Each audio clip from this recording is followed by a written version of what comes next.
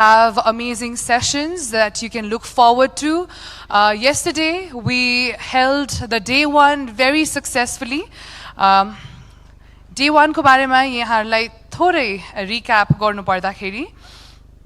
We talked about laying the foundation for digitally capable Nepal, digital identity as a foundational anchor, digital citizen, and digital governments ko barema हामीले government level ka personalities harusanga देखि लिएर non-governmental individuals harusanga panel discussion gareka थियौं, and it was a successful event which was inaugurated. Our chief guest of the event was Right Honorable Prime Minister Mr. Pushpa Kamal Dahal as well. And today we're looking forward to discuss more. Elaborative conversation will be happening throughout the day. I hope you will be staying until the end of today's event. The main objective of Digital Nepal Conclave 2023 is to access and evaluate the digital capabilities of the nation and provide a direction to all the relevant actors and stakeholders towards digital transformation. Especially, we're focusing on bridging the coherence between governmental and non-governmental organization, relevant stakeholders, local policymakers, fostering collaboration, synchronizing their digital capabilities for the digital transformation that we are looking forward to build and empower our nation, Nepal. Before we begin with day two, ladies and gentlemen, I would like to acknowledge and of course acknowledge our program chair, President of ICT Foundation Nepal, Mr. Rajan Lamsal. A big round of applause. And with his regards, we will be now looking forward to the event by acknowledging our patrons of Digital Nepal Conclave. Professor Dr. Subarna Sakya, Mr. Birendra Kumar Mishra, Mr. Ganesh Shaha, Mr. Manohar Bhattarai, Mr. Vivek Rana, Professor Dr. Manish Pokhrel, Mr. Sanjeev Raj Bhandari. I would also like to take a moment to acknowledge our international speakers who have taken their time out from their busy schedule and been a part of this conclave here today.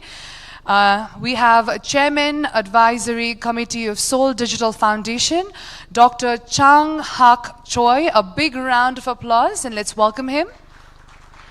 We have a President of Huawei South Asia Office, Mr. Peter Pan, with us. Senior Industry Solution Expert of Huawei APAC, Mr. Lee Yong Sheng. Senior Industry Solution Expert, Huawei APAC, Mr. Lee Yong Shang. CEO of Huawei Nepal, Mr. Jim Huang. Let's welcome him if he's around. A big round of applause.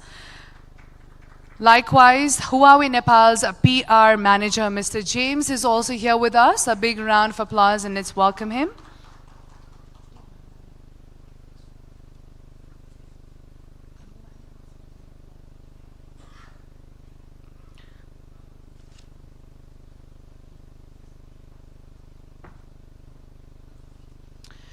As a special guest for today's event, we also have Secretary, Ministry of Communication and IT, Mr. Krishna Bahadur Raut here with us. A big round of applause and let's welcome him to the event.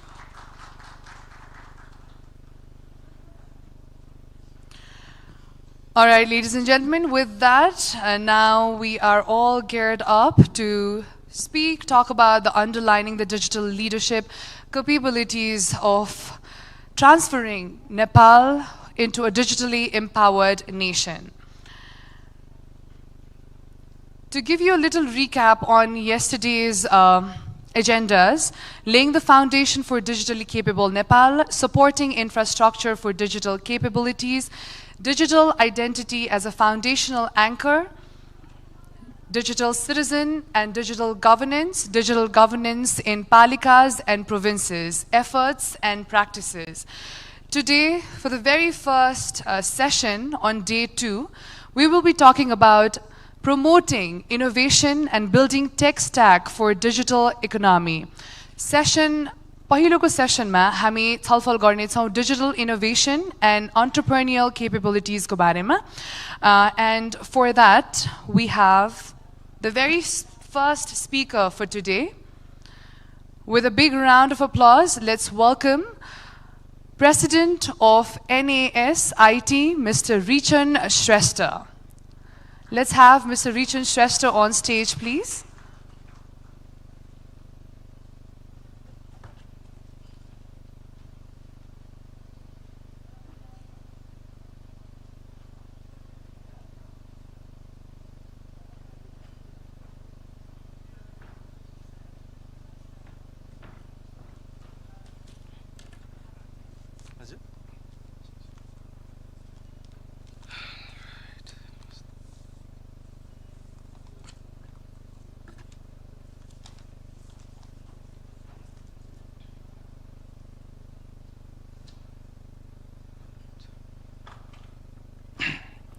Namaste, good afternoon.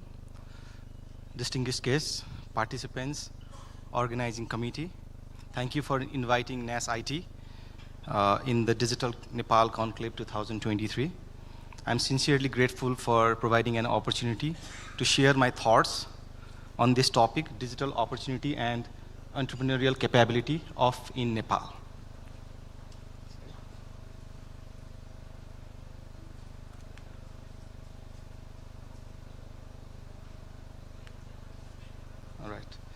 Okay, fast forward 10 years from today, 2090 Bikram Sambat. I want to predict that Nepal's technology industry will collapse. Let me say again, our industry will be dead. There will be no IT companies, there will be no IT engineers in Nepal, there will be no IT colleges, no digital transformation whatsoever.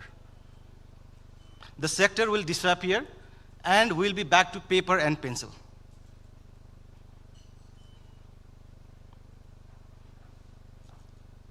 You must all be thinking where this is coming from. This is so negative, I know. I'm not favor of this situation as well. So, let's assume if this situation ever comes in the future, what could be the reasons? So let's try to do the pre-mortem of the event before it even happens.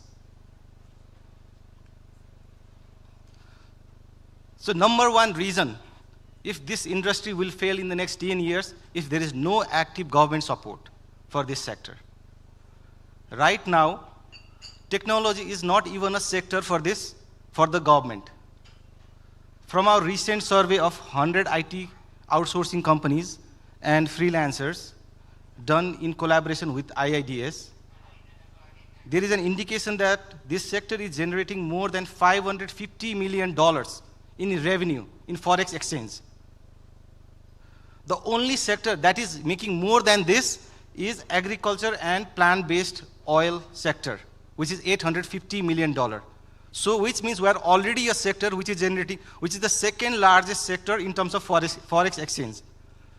Now I want to ask the government, what we need to do more for government to consider us as a sector. Second, हामी सबैलाई थाहा छ हाम्रो FDI policy is broken for any industry, but for tech it is even worse. So I was in Dubai last week to explore business opportunity there, and I happened to visit the Dubai Internet City promoted by government of Dubai. So I met few accelerators, incubators there, and what I found was under $10,000 I could get a business license, I could get a space for 4 people, office space for 4 people, and I could get entrepreneurial visa for 4 people. Right? And you know how long it takes to process that? Not 2 years, not 2 months, 2 weeks. This is the kind of FDI environment that we want. Nepal has huge trade deficits. We all know that. We need to export more to catch up. But in order to more dollars from the international market, We need to invest in that market first, right? This is pure business common sense. But we are not allowed to open our companies abroad. We are not allowed to take international investments. Then how can government expect more from us? Cybersecurity situation in Nepal, we're all aware. Our government infrastructure gets hacked every other week. How can international partners and customers trust any Nepali IT company to build their software? And we have this decades-old intellectual property protection policies that applies to only physical goods. So this is the situation. Our government pays millions of dollars to international vendors every year for public procurement. Still, we're not getting the results. We're getting very subpar quality softwares and services from international vendors as well. We all know that, right? And there are many local great companies who can actually build better. But the entry criteria to get into the procurement process is so high. The barrier to entry is so high that we cannot even get into the procurement process. Every government in the world is trying to promote their local industry. So why can't our government do that? So this is the number one possible reason. The second, okay, talent, skills is the raw material of our industry. So there is a talent crisis all around the world. And we have so much of potential, but we are doing nothing. So our traditional education system is producing incompetent graduates all the time. They are not industry ready.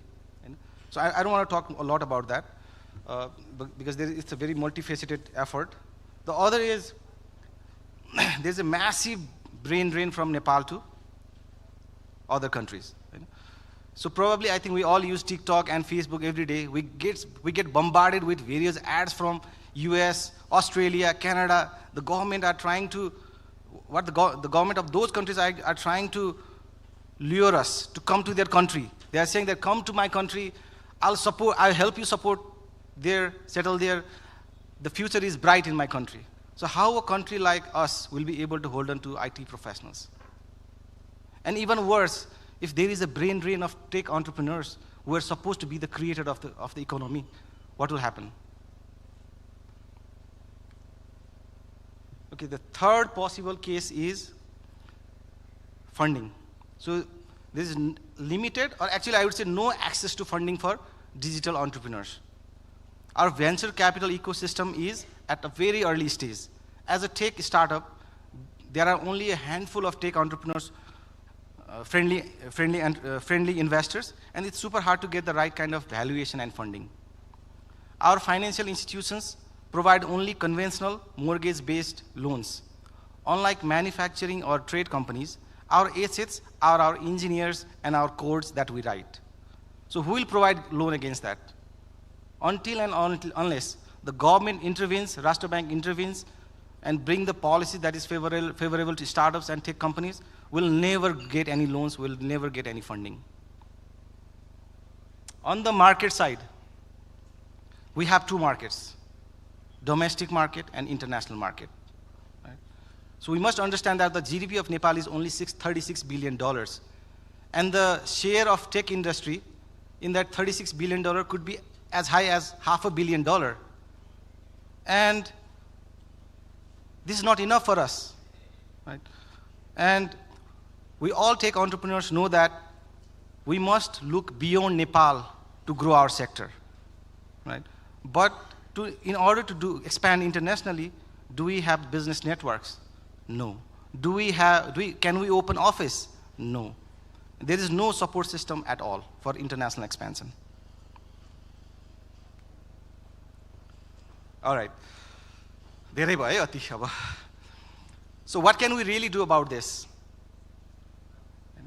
So now we just talked about a worst case scenario that I also personally don't believe will happen. Okay?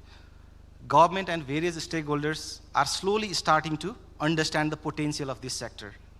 In the recent budget, the government has made special mentions about the industry, for FDI, international expansion, startups, etc. The awareness is slowly increasing at various departments and ministries of the government. And I think a momentum is being slowly created, and I'm very hopeful, and I do see a light at the end of the tunnel. Now, this is my actual prediction. We can be a $5 billion industry in the next 10 years. And I think this is very, very possible. It can actually be $8 billion or even $10 billion. But how can we make it a reality? Let's talk about that as well. All right. So these three components are the main pillars for creating a thriving digital entrepreneurship ecosystem in Nepal. Supportive policy, skilled talent pool, access to funding, and global market.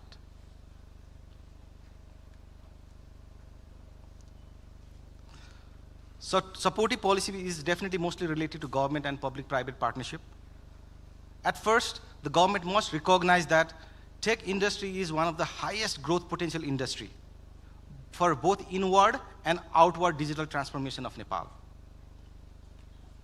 Technology is a cross-cutting industry that helps bring efficiency and productivity in all the sectors, including government, manufacturing, tourism, etc.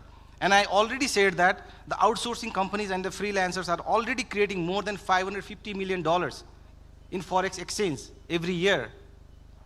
Right? So, and if they, without any government support, and if there is a support, you can imagine we can easily create this $5 billion industry. We already talked about having a tech-friendly FDI policies.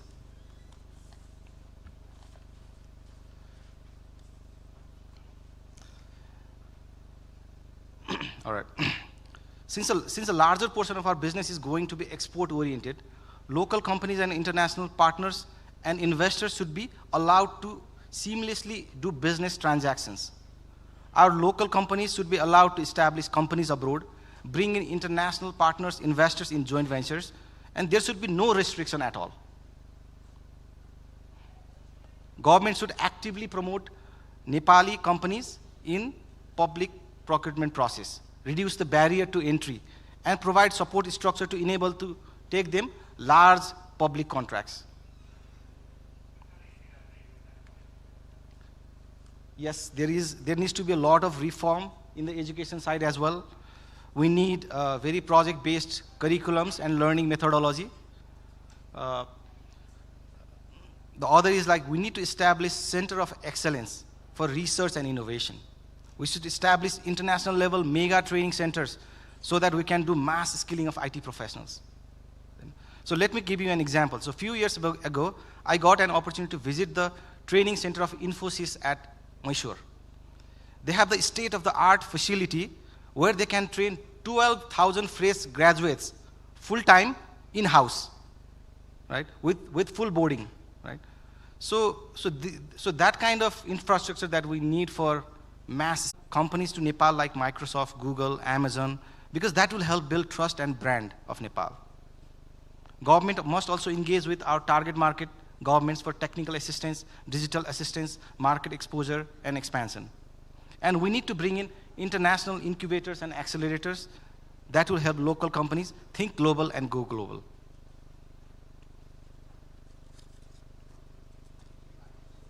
All right. So there are so many things that we need to do, but these are the 5 recommendations that we have from our side that we should immediately look into. The number 1 is establish a strategic team directly under the Office of Prime Minister, because this is a massive industry, right? And this is going to change Nepal. So it needs a really, really big attention from the Prime Minister itself. Fast-track tech-friendly FDI and international expansion policies that was already announced in the budget. Fast-track cybersecurity and intellectual property-related policies. Launch tech startup support program. Provide priority sector lending and subsidized interest rate for the tech industry. Thank you.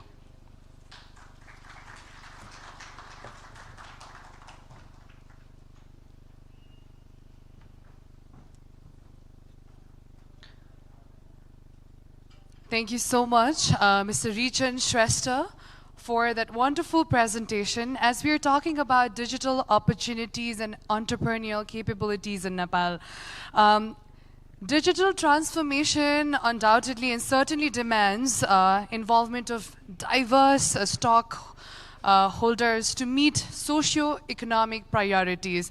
And going digital Nepal undoubtedly opens a lot of multifaceted opportunities for overall development. We've talked about it in day one as well, and we're going to elaboratively discuss on what are the opportunities and doors that opens if Nepal is absolutely digitized in every form and is ready to meet the global demand.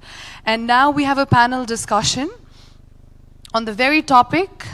In no particular order, I will be inviting our panelists on stage.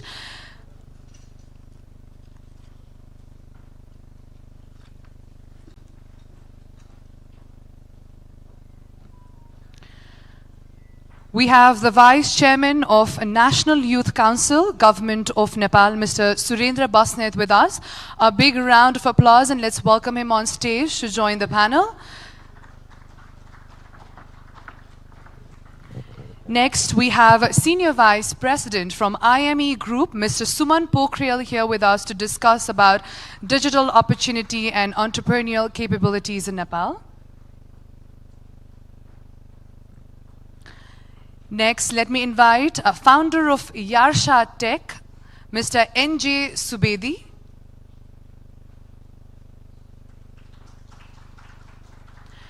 We have co-founder of and CEO of Code Himalaya, Mr. Ishmaran Duwari with us.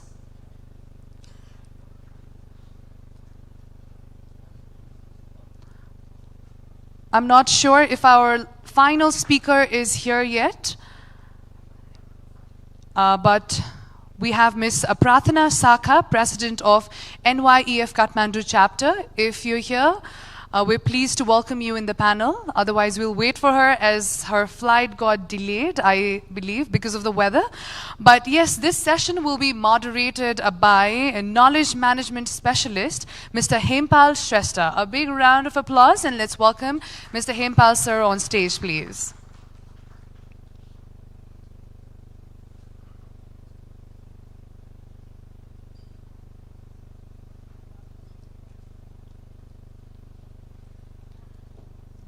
Moderator, Mr. Hempal Shrestha, I request you to please, all right, he's right here, ladies and gentlemen, over to Mr. Hempal, sir.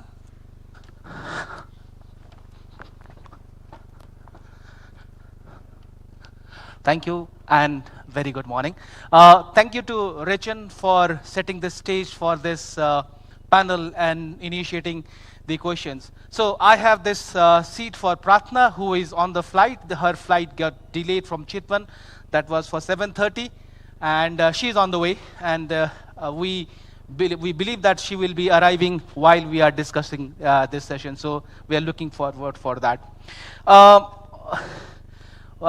यहाँ अहिले जुन परिचय भइसकेको छ, परिचयलाई मैले अगाडि बढाउन अलिकति प्रयास गरेँ र हामीसँग एनजे सुवेदी हुनुहुन्छ। एनजे सुवेदी यार्सा टेकलाई रिप्रेजेन्ट गर्नुहुन्छ, जुन कम्पनीले नेपालमा सबभन्दा बढी एप्सको युजर्सहरू बिल्डअप गर्नुभएको छ। त्यससँग सँगसँगै हामीसँग स्मरणजी हुनुहुन्छ। स्मरण दुवाडीजी एउटा एकदम रिसेन्ट टेक स्टार्टअप हुनुहुन्छ र म्यासिभली आउटसोर्स इन्डस्ट्रीमा काम गरिराख्नु भएको छ।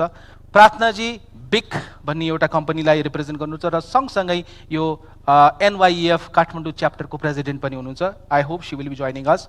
सुमन Pokhrel sir, he represents the IME group as a टेकमा उहाँहरू एकदमै रिसेन्ट इयर्समा चाहिँ टेक इन्डस्ट्रीमा एकदम रिसेन्टली उहाँहरू इन्भेस्टमेन्ट र के अरे यो इन्डस्ट्रीलाई कसरी बिल्डअप गर्न सकिन्छ भनेर रिप्रेजेन्ट गर्दै हुनुहुन्छ। र सँगसँगै हामीसँग चाहिँ सुरेन्द्र बस्नेत सर हुनुहुन्छ। उहाँले चाहिँ नेसनल युथ काउन्सिल युवा परिषदलाई उहाँले चाहिँ रिप्रेजेन्ट गर्नुहुन्छ नेपाल सरकारबाट।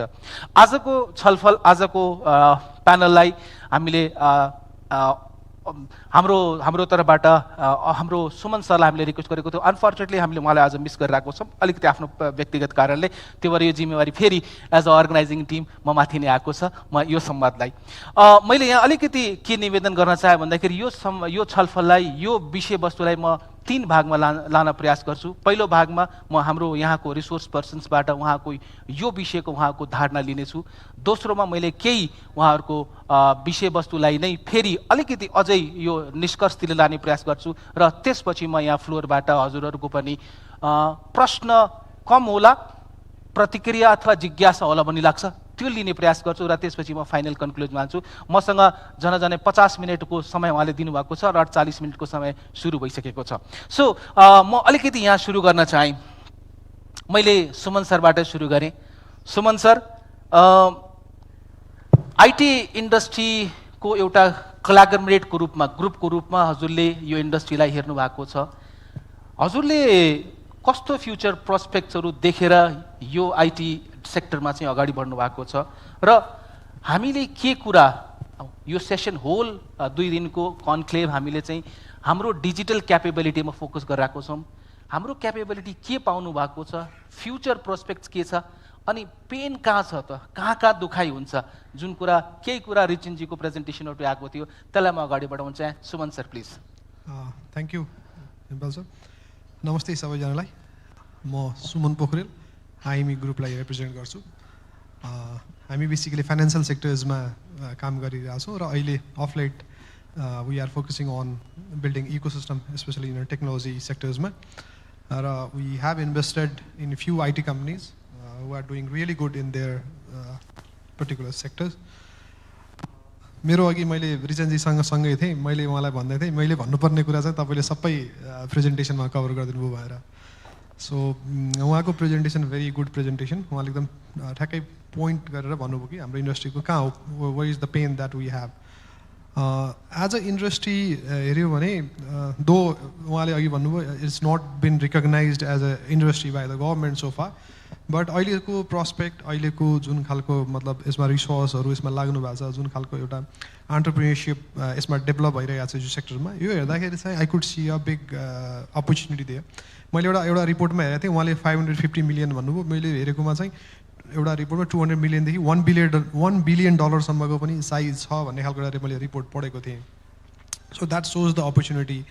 अहिले हामी एउटा फरेन एक्सचेन्ज कमाइरहेछौँ मान्छेलाई बाहिर पठाएर एज अ माइग्रेन्ट वर्कर्स, अर्को हामीले फरेन एक्सचेन्ज कमाइरहेछौँ आइटीबाट। So that shows the importance of this sector going forward. खालि यसमा मेरो एउटा के चाहिँ लाग्छ भने मेरो आफ्नो एक्सपिरियन्समा, फर लास्ट कपाल अफ इयर्सको मेरो एक्सपिरियन्समा अहिलेको आइटी कम्पनीहरूमा दुईवटा पार्टबाट हेर्नुपर्ने हुन्छ हामीलाई। एउटा चाहिँ local companies who are building local systems and local technology, त्यो एउटा सेगमेन्ट छ भने अर्को छ जो चाहिँ बाहिर आफ्नो सर्भिस र प्रडक्टहरू बेचिरहेछ। रिलेटिभली जसले चाहिँ बाहिर आफ्नो प्रडक्ट र सर्भिसेसहरू बेचिरहेछ they are doing very good. जुन खालको त्यो तपाईँले इम्प्लोइमेन्टको स्केल हुन्छ, उनीहरूको रेभेन्यू हेर्नुहुन्छ भने त्यो सेगमेन्टमा चाहिँ they are doing very good. The other side of the story त्यहाँ के छ भने जसले लोकल लेभलमा प्रडक्ट बनाएर बसिरहनु भएको छ र जुन आफ्नो एउटा कलेज लाइफ भर्खर सकिएर एउटा एन्टरप्रेन्योरसिप एउटा जर्नी चाहिँ सुरु गर्नुभएको छ, सबै आफ्नो हार्ट एन्ड सोल सबै त्यसमा दिइरहनु भएको छ। मैले मेरो एक्सपिरियन्समा आई मे बी रङ, तर मैले देख्दाखेरि चाहिँ इन जेनरल त्यस्तो खालको कम्पनीज दे आर स्ट्रगलिङ। किन स्ट्रगल गरिरहनु भएको छ भने यहाँ लोकल प्रडक्ट बनाउँछु, लोकल लेभलमा सफ्टवेयरहरू बनाउँछु भनेर उहाँले लाग्नु भएको छ। तर यहाँ लिमिटेसन्स के छ भने अघि उहाँले भन्नुभयो जस्तो चाहिँ जुन हिसाबले रेभेन्यूको ग्रोथ हुँदो रहेछ त्यो हिसाबले भन्दा चाहिँ कस्टको जुन बढ्ने जुन टेन्डेन्सी हुन्छ नि त्यो चाहिँ फार अहेड हुँदो रहेछ। मैले भन्न खोजेको उसको एनुअल रेभेन्यू 5%ले बढिरहेछ भने तर उसको कस्ट चाहिँ एभ्री इयर 20%ले बढिरहेछ। अनि त्यो बढ्दै जाँदा आफ्नो इक्विटीबाट उहाँले बिल्ड गर्दै जानुहुन्छ, एउटा लेभलमा पुग्छ दे आर स्टक। अब त्यसपछि बिसाइड द्याट त्यो क्यापेबिलिटी, फाइनेन्सियल क्यापेबिलिटी, त्यो सँगसँगै के हुन्छ भने ठुलो एउटा टिम बिल्ड भइसकेपछि त्यसको म्यानेजरियल क्यापेसिटी, त्यसको बिजनेस मोडललाई चाहिँ लिएर जाने कुरा, अब त्यो राइट मार्केटमा पेनिट्रेट गर्ने कुरा, अनि पोलिसी लेभलबाट पाउनुपर्ने सपोर्टको कुरा, अनि अघि उहाँले भन्नुभयो एक्सेस टु फाइनेन्स, पैसा अब फर्दर इन्भेस्टमेन्ट कहाँबाट ल्याउने त। सो त्यहाँ गएपछि चाहिँ त्यो मतलब एउटा त्यो एन्टरप्रेन्योरसिपको एउटा जर्नी चाहिँ त्यहाँ गएपछि एउटा बोटलनेकमा चाहिँ पुग्दो रहेछ। र अब त्यहाँ अर्को के हुँदो रहेछ भने नेपाली प्रडक्ट भनिसकेपछि अघि रिचनजीकै मैले प्रेजेन्टेसनलाई फेरि रिफर गरेँ प्रोक्युरमेन्टको यस्तो खालको मेकानिजम बनाइदिएका छौँ हामीले यहाँ कि बाहिरको प्रोक्युरमेन्ट चाहिँ गर्नलाई चाहिँ मिलियन्स अफ डलर चाहिँ खर्च गर्छौँ तर जब लोकल प्रडक्ट लोकल सफ्टवेयर्सहरू त्यहाँ मार्केटमा जान्छ त्यसले आफ्नो राइट भ्यालु कहिले पनि पाउँदैन बिकज एउटा यङ एन्टरप्रेनरले सुरु गरेको बिजनेस हुन्छ उसले राइटफुल्ली त्यो बिजनेसलाई स्टोरी बिल्ड पनि गर्न सक्दैन प्रेजेन्ट पनि गर्न नसक्ने कारणले गरेर त्यो आफ्नो जुन उसले बनाएको एउटा चाहिँ इनोभेसन छ त्यसको राइट भ्यालु कहिले पनि पाउँदैन अनि त्यसपछि फ्रस्ट्रेसन हुने कि चाहिँ फेरि अब बाहिर जाने होइन भने आफ्नो एउटा बिल्ड गरेको इन्स्टिट्युसनलाई चाहिँ एउटा भनौँ न एकदमै लो भ्यालुमा फेरि एउटा डाइल्युट गरेर जाने खालको सिचुएसन हुँदो रहेछ so this kind of situation are there एउटा मैले आफ्नो प्र्याक्टिकल एक्सपिरियन्समा भन्दाखेरि पेन त आयो होइन म अलिकति अझै फोकस गर्न चाहेँ प्रोस्पेक्ट्स जसरी अघि रिचनजीले भन्नुभयो there is light at the end of the tunnel किनभने आइएमई टिमले हजुरहरूले ठुलो इन्भेस्टमेन्ट्स गर्नुभएको छ धेरै आइटी के अरे एन्टरप्रेनर्सहरू र धेरै आइटीको के अरे तपाईँको चाहिँ इनिसिएटिभ्सहरूमा प्रोस्पेक्ट्स कहाँ देख्नु भएको छ र क्यापेबिलिटी के पाउनु भएको छ म त्यतातिर फोकस गर्न चाहन्छु अहिले क्यापेबिलिटी दुईवटा पार्ट भयो एउटा चाहिँ आफ्नो internal capabilities in terms of रिसोर्सको चाहिँ आफ्नो उनीहरूको क्यापेबिलिटिजहरू उनीहरूको स्किल सेटहरू भयो त्यो चिजमा एउटा हाम्रो डेफिनेटली त्यो चिजमा धेरै काम गर्नुपर्ने छ त्यो लेभलको रिसोर्सेसहरू एभाइलेबल नहुने अथवा भएको रिसोर्सहरू पनि त्यो लेभलको स्किलफुल नहुने स्किलको अपग्रेड्सहरू टाइमली नहुने त्यो चाहिँ डेभलपमेन्टहरू नभइरहेको त्यो खालको एउटा सिचुएसन छ भने एक्सटर्नल च्यालेन्जेसहरूमा के रहेछ भने मैले एउटा रिपोर्ट हेर्दै थिएँ मैले यो जस्तै यो इन्टेलेक्चुअल प्रपर्टी अर्गनाइजेसनले ऱ्याङ्किङ गर्दो रहेछ त्यसमा चाहिँ 113वटा देशको ऱ्याङ्किङ गर्दाखेरि हामी 104मा रहेछौँ होइन अघि उहाँले पनि त्यसमा कोट गर्नुभयो हामीसँग त्यो इन्टेलेक्चुअल प्रपर्टी राइटको चाहिँ राइट रेगुलेसन्सहरू छैन अर्को एउटा चाहिँ ग्लोबल इनोभेसन इन्डेक्स भन्ने एउटा रिपोर्ट पब्लिस भएको रहेछ त्यसमा चाहिँ नेपाल 132वटा कन्ट्रीमा 111मा रहेछ सो भने चाहिँ हामी इनोभेसन इन्डेक्समा पनि वी आर भेरी पुअर अर्को एउटा चाहिँ रिपोर्ट रहेछ यो कुर्सेरा ग्लोबल स्किल रिपोर्ट भन्ने यसले 102वटा कन्ट्रीको चाहिँ असेसमेन्ट गर्दाखेरि वी आर इन 77 पोजिसन भन्छ there is a significant gap in digital skill हजुर एन्ड एजुकेसन अल्सो भनेपछि यो चिजहरूलाई हामीले कसरी एड्रेस गर्ने यो चिज भयो र अर्को चिज भनेको गभर्मेन्टको रेगुलेसन गभर्मेन्टले एज अ आइटीलाई चाहिँ रिकगनाइज गर्ने कुरा दो अहिलेको बजेटले एउटा खालको चाहिँ स्टार्टअप इकोसिस्टमलाई चाहिँ पुस गर्ने एकदम 100 रुपियाँमा कम्पनी खोल्न सक्ने र पिबिसिआरलाई स्ट्रेन्थन गर्दै जाने भन्ने कुरा आएको त आर पोजिटिभ साइन्स तर ओभरअलमा हेर्दाखेरि एक्सटर्नल फ्याक्टर्स पनि धेरै छ अघि उहाँले भन्नु एफडिआईका कुराहरू होला यो सबै चिजलाई जुन हाम्रो इन्टरनल आफ्नो रिसोर्सको क्यापेबिलिटी स्किलको डेभलपमेन्ट अपस्केलिङ र अर्को एक्सटर्नल फ्याक्टर्स रेगुलेसन्स एफडिआईज यो सब चिजलाई हामीले एड्रेस गऱ्यो भने चाहिँ IT is the one area which has a huge opportunity. That's why our group has started investing in this sort of initiatives. हजुर सो मैले अलिकति यहीँबाट मैले स्मरणजीलाई चाहिँ अब अगाडि बढाउन चाहे IT is the huge opportunity होइन र तपाईँले एकदम अहिले छोटो समयमा सुरु गरेकोमा नै एकदमै ग्रोथ गर्नुभएको छ तपाईँको हिसाबले चाहिँ हाम्रो ग्रोथ पोटेन्सियल के हो र त्यसको लागि हाम्रो क्यापेबिलिटी के छ के पाउनु भएको छ हजुर thank you Nepal sir so नमस्ते फेरि पनि मेरो नाम स्मरण दुवाडी को फाउन्डर सिइओ कोड हिमालय सरले भन्नुभएको जस्तै हामीले एकदमै 19-20 महिनामा अराउन्ड 400 इम्प्लोइमेन्ट जेनेरेट गर्न सक्यौँ नेपालमा हामी स्टार्ट भएको त्यही 20 महिना जस्तो मात्रै भएको छ यो पर्सपेक्टिभमा चाहिँ देयर लट अफ अपर्च्युनिटिज यो धेरै हुन्छ नि नेगेटिभनेस अथवा भन्दा पनि पोजिटिभनेसमा साइडमा हेर्ने हो भने त एन्टरप्रेन्योरसिप अपर्च्युनिटिज जब क्रिएटिङ अपर्च्युनिटिज र पोजिटिभ प्रस्पेक्ट्सहरू नेपालमा धेरै नै छ फर इक्जाम्पल हामीसँग प्रड्युस भएको रिसोर्सेसहरू आजको दिनमा outside of Nepal brain drain किन भइरहेको भन्दाखेरि सायद $3,000 कमाउनलाई होला मलाई त्यस्तो लाग्छ ग्रेजुएट्सहरू अन्डर ग्रेड्सहरू चाहिँ $2,000-3,000 कमाउनलाई बाहिर विदेशिनुपर्ने बाध्यता छ सायद हाम्रो इन्डस्ट्री चाहिँ one of the very prospect industry जसको चाहिँ पर ह्युमन रिसोर्स अथवा पर टिम मेम्बर भन्छौँ हामी त कम्पनीमा को स्यालेरी चाहिँ त्यो रेन्जमा हामी दिन सक्ने अवस्थामा अबको 2-3 वर्षमा सजिलै पुग्न सक्छौँ why do you have to fly outside of the country भन्ने एउटा प्रस्पेक्ट अर्को चाहिँ हाम्रो कस्ट अफ लिभिङ साँच्चै के कम छ नि त नेपालमा if you go to a Bangalore company right now the average cost for a 4 years developer is $3,500 for them right now where हाम्रो साइडमा हेर्ने हो भने it's around $1,000 to $1,500 at our side so त्यो इफेक्टिभ त्यो प्रस्पेक्ट इज भेरी ह्युज होइन we have very I mean minimal level of cost of living here अनि अर्को चाहिँ हाम्रो रिसोर्सेसहरू इफ यु क्यान सी म त रिसोर्सेसहरूमा धेरै ठुलो प्रस्पेक्ट देख्छु इन टर्म्स अफ हाम्रो हम्बलनेस, लोयल्टी, अथवा हामीले आई मिन टुवर्ड्स फरेनर्सहरूसँग कसरी कुरा गर्न सक्छौँ भन्ने लेभलमा हाम्रो रिसोर्सेसहरू वे गुड। हाम्रो अहिले हामीले एज अ आइटी कम्पनी हामीले हायर गर्ने रिसोर्सेसहरू त 2000 पछाडि स्कुल जोइन गरेको रिसोर्सेसहरू हो।